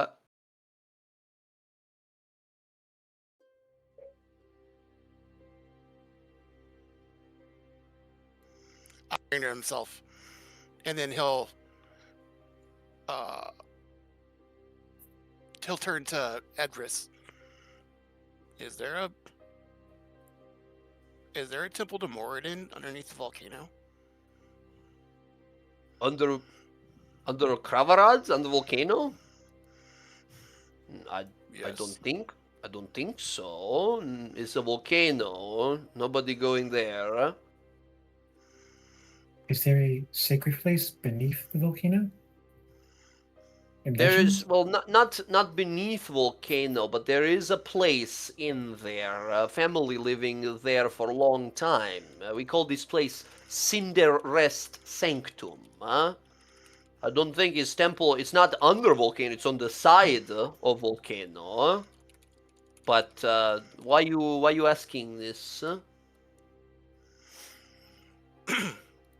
I point at the various pieces of the puzzle and how I interpreted them.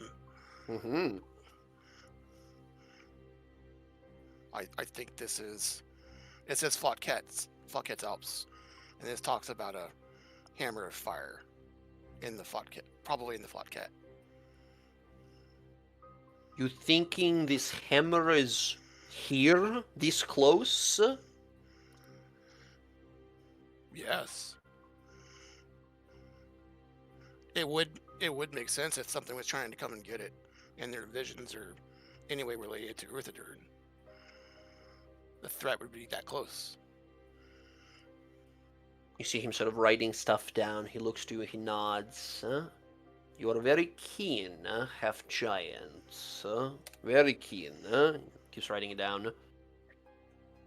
If this is true, then I suppose it's not only two paths open for us. It is three now. Although I do not know how easy it would be for one to go into active volcano. Don't suppose any of you are immune to melting. No.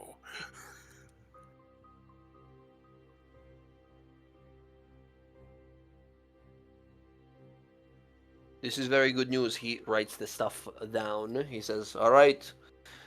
This is good to know. I sent people looking around Kravarad. I sent people to Cinderrest Sanctum, talking to people there.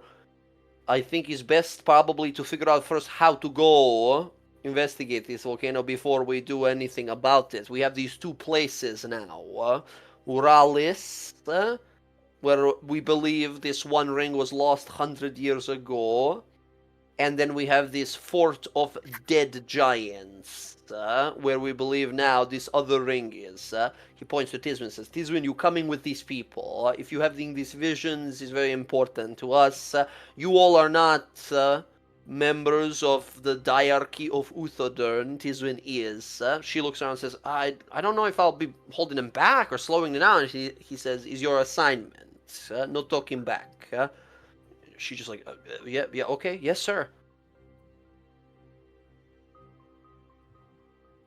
So,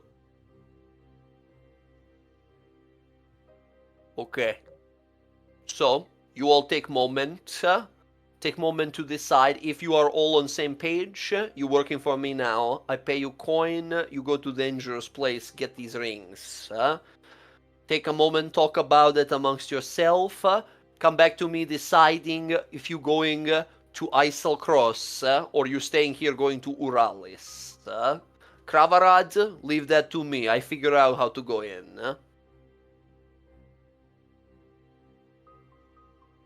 Remember, you tell anyone what you see in here. Is breach of trust. Let's leave it at that. Walks over to the door, opens the giant vault door, and escorts you guys outside, leaving you at the doorstep of the palace as he returns inside. Tiswin kind of looks to you guys and says, alright, that was intense. Agreed. I'll let you guys talk amongst yourselves. I'll be waiting for your response. That's pretty crazy. And she kind of gives a look to Kiara, of like, that was pretty crazy, yeah? And walks off, as all of you are left by yourselves.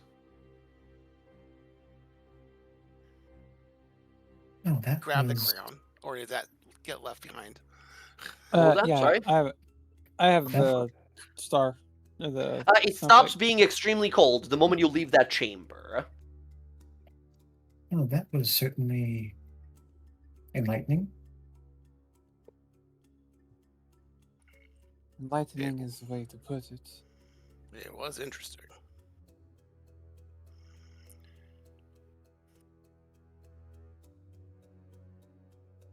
Well, it seems we have been pulled into a prophecy.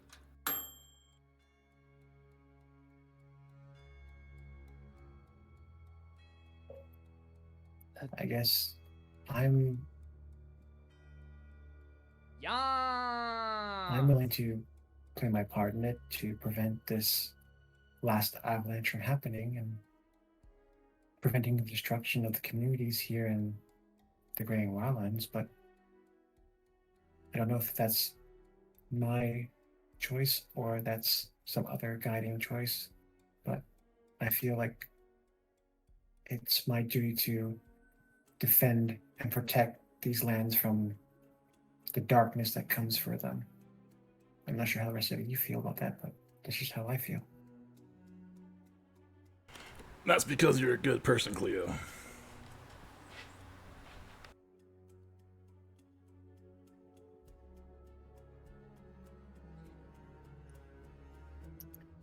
Always did like a good puzzle. I don't know what all of this necessarily means. Well, I don't know what any of it means, but Neither I'm do up for a I. good scrap. That's the fun. I'm not even talking about anything you all are worried about at the moment. Just a food for thought. Do we think that maybe this Lady Everise is a champion of this lost god? No, he never had one. That we know of. According to the history books that I have here, it is known that many gods, prime and betrayer alike, had champions. Who's to say that the lost one had one either? I feel like I would have known if he had one.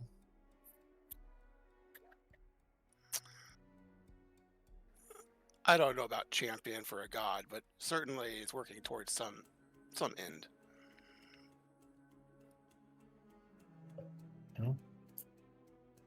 Guess we won't learn more unless we head towards these locations. Do we head for the closest one, the Urus, or do we head back to Isocross? What do you think, Kiara? How do you feel? You went through some shit.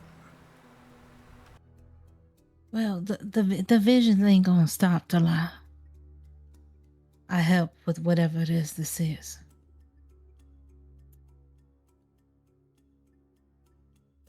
So I'm here to help. Kiara, the light slowly fades back to your natural sort of eye color. Feels But you better see a little now, bit. the corners of the streets unlit, a little brighter. You see the darkness of the cavern's ceiling here, a little more detailed. That ability to see in the dark remains. Oh wow.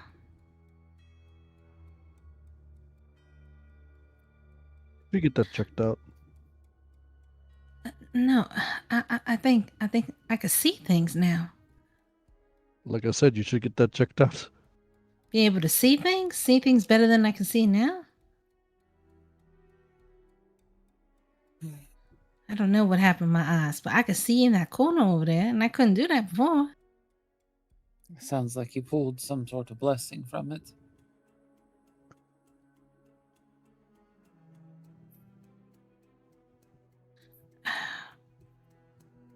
Because I know you don't see a purpose in helping people, because whatever happened to you, not that you gotta tell me. Nobody helped you. But doesn't mean we can't help other people. I have no problem helping people. I just don't see how this aligns with my goals as of right now. You never told us your goals, though. I mean, you didn't tell me.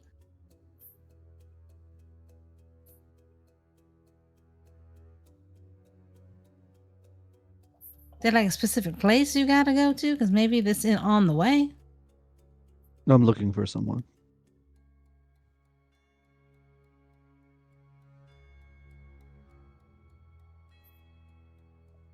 That's all that matters. Who's you looking for, Candace? Well, maybe they're gonna be where we're going. I've put some feelers out. Hopefully they come through.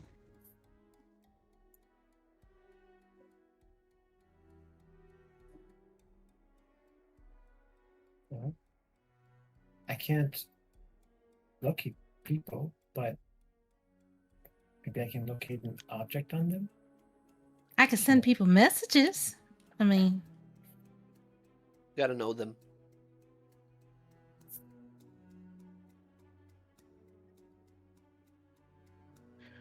She won't have anything on her, and you don't know her.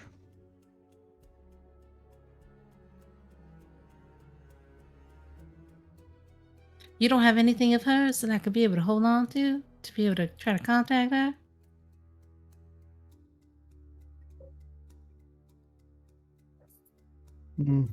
No.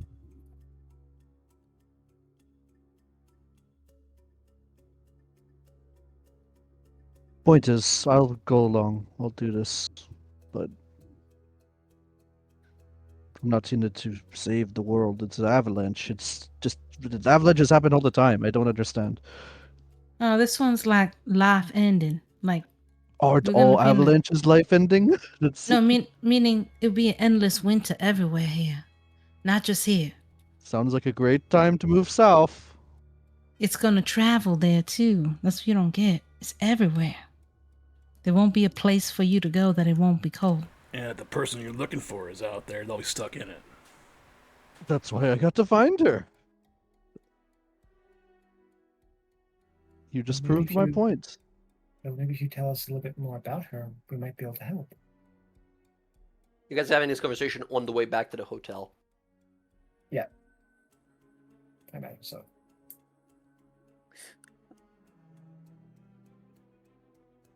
I'm I need to go try and figure something out for myself. So I will. I'll meet you all back at the hotel. Here, and she'll take the snowflake out and she'll hand it back over to Kiara. Oh, thank you. You're welcome. I can hold it for you whenever we're near the column again or whatever. But I will. I'll be back soon. Don't lock me out. And I'm going to go check up on my feelers, as I said. All right. Tiswin. She I left. think she But left. Shit. if you wanted to like catch up to her, Oh, if you wanted did to she? catch up, if you wanted to like catch up to her and ask her something, you still can. Yeah, when they pull all the crown back out, it Hmm. it strikes him, and he kind of just jogs after her to ask her a question. Yeah.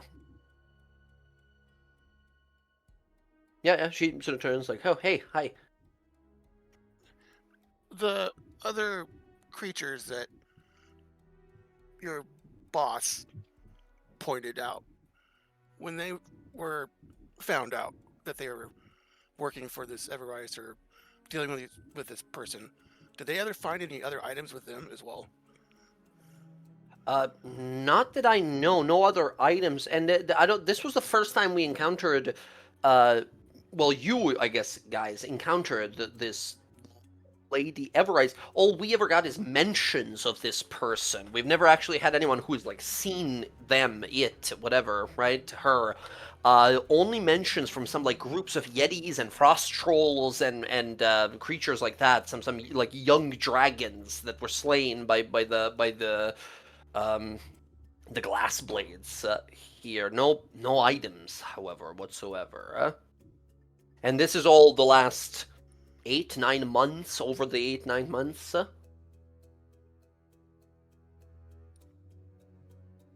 So only Avalon is the one we know of that has been given gifts. Avalon was the only one who had a massive bounty on his head. There are other creatures in the area that have bounties on their heads. I can bring you some of these bounties if you think that this Lady Everise is recruiting more powerful creatures out here in Crystal Sands Tundra or the Rime Plains. If one of them had this crown and was given gifts to deal with this problem, perhaps others were as well. So it would be nice to get a list of other activity in the area. Okay, yeah. Yeah, absolutely. I will bring you some. Give me a few hours. I'll drop by your guys' place and bring you some of these. It's unlikely they're all going to be related, but you know, if some of them are, maybe it'll lead to more answers. While everyone is splitting away, Cleo will walk up to Kiara. Mm-hmm. Kiara. Yeah. I have a personal question to ask you about Kalis. What about Kalis? Well, you came to Pillbank with him, right? Well, kinda. He was kind of following me, and then when I got to the big giant man, the giant man saw him, and so he revealed himself. It was like days I was walking out there by myself, and he was following me the whole time. Has he always been, at least in the time you've known him, to be very closed? Is it the right term? I mean, I never known him to be open. To be honest with you, that door's always closed. That's just how he is. He likes to keep his own personal things to his chest. I'm sure there's a reason for it. I never pressed him for it. Anyway, perhaps it's presumptuous of me, but I feel like for as long as we've been traveling together and adventuring, you at least ask us for help to find who he's looking for. Maybe he doesn't. Maybe he don't want to tell us that, or maybe he's scared of revealing something that's someone who's important to him, and someone taking advantage and hurting her, whoever she is. You know, sure he has his reasons. Is this a Kiara and Cleo only conversation? Because Karnak's probably nearby somewhere. Up to Cleo, really, who approached, right? I assumed because Air and Kalis both went off to do their own respective things. So if Roger and Karnak are wanting to chime in, go right Yeah. ahead. Yeah, Karnak's pretty much always near Kiara unless he says he's gonna split off.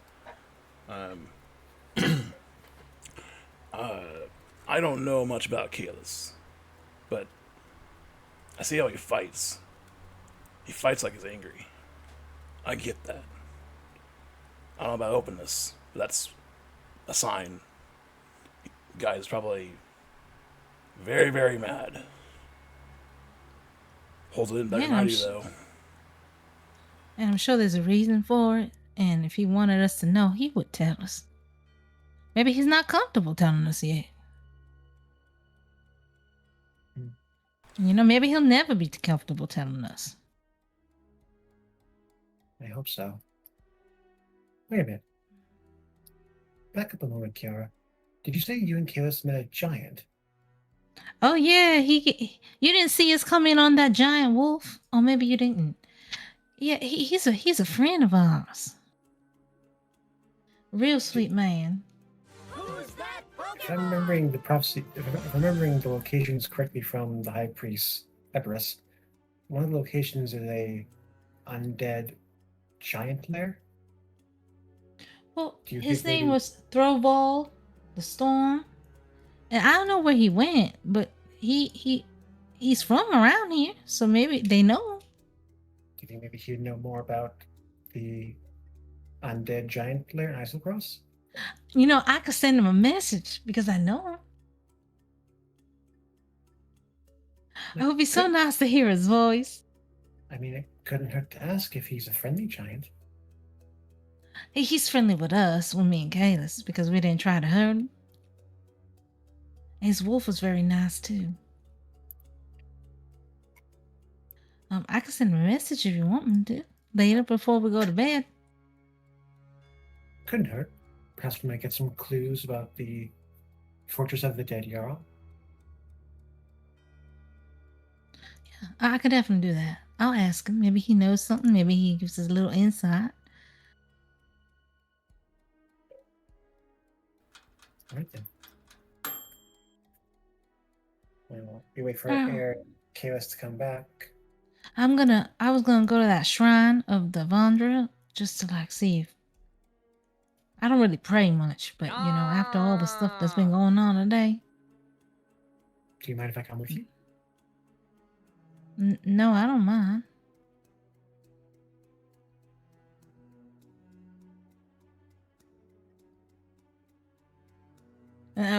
Did Roger just start running off? Like he didn't say anything, just started running? I think he just like has that like light bulb above his head, like and then runs off thinking of something. All right, wherever the hell he going. I'm probably gone for the conversation, but I'll probably come back and it's ending. Yeah. The conversation's not super long.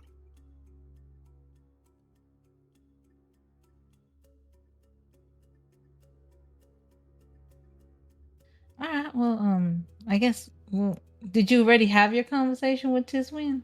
Yeah, at this point, by the time Yeah, he's like got it. returning, you guys see him coming back at this point. All right, you just got a burst of speed in you, huh? Oh, she wasn't far away. Plus, my legs are long.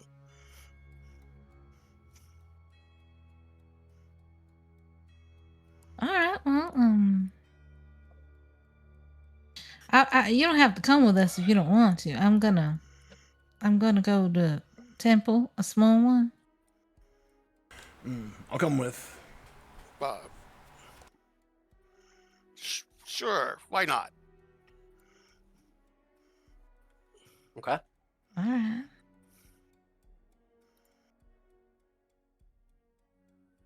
You guys All right. kind of start splitting off, walking about, looking through town, looking into these, seeking your own ends to answers you need answered. you split for the day, this like afternoon basically. And I think, friends, that's where we're gonna pause the session here for tonight as you guys split off, thinking of different kind of avenues, as next time we're gonna continue here in town, and we have a decision still to make. Right? Where should we start our investigation? We had one location that was sort of known by the High Priest, the second location discovered by Kiara here, and then third location, an absolute insane roll from our wizard here, as Rodri discovers that this volcano might be some great source of fire based on everything in that prophecy. Friends, next time we will continue to learn about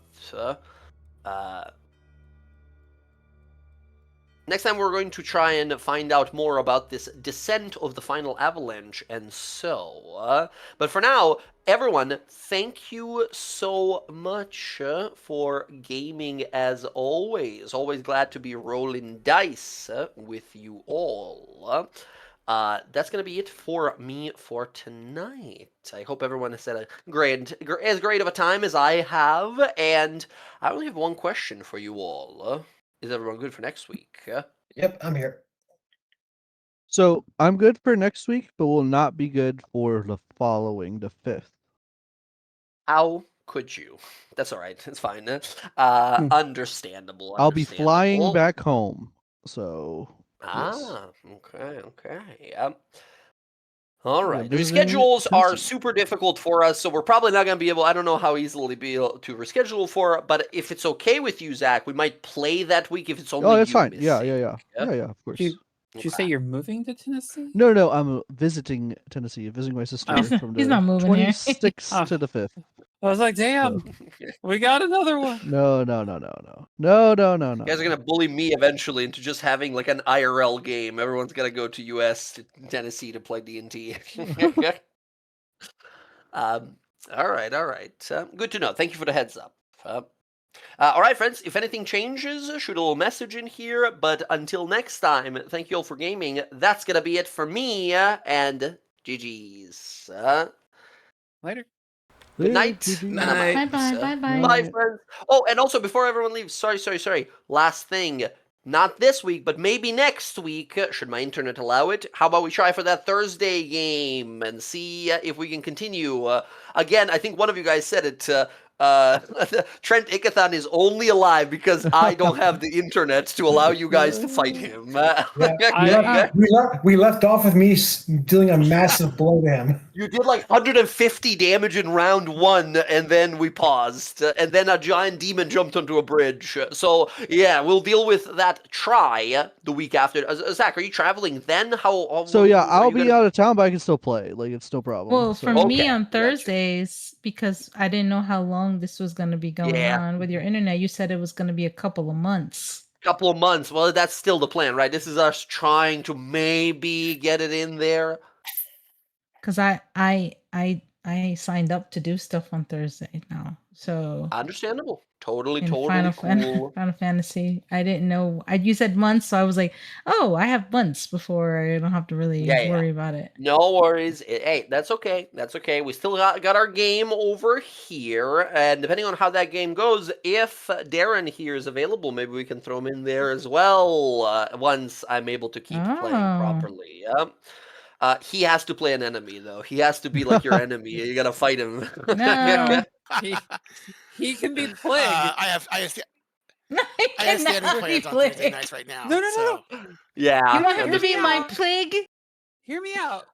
She has a giant boar Plague. He could play all the animals that Ayla has. Druid to awaken Plague, and then he can become like a. He just gets class, like class levels of a class, and oh man, he could be a fighter boar.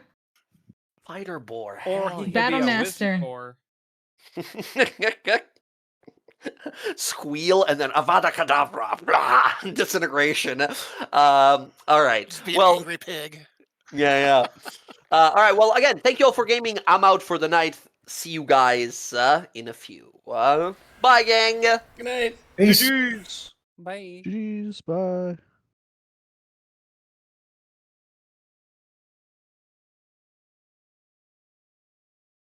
Okay, everyone. Thanks for hanging out. Appreciate it. Thanks for the raid earlier, Miss Violence. Super appreciate it. That was our Graying WildLands campaign. We missed last week because scheduling.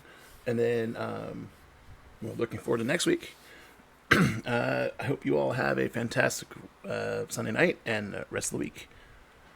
Okay. I will see you guys next time. We're going to go ahead and head over to our good friend here. Because there's a few of us. So, anyways, have a fantastic night.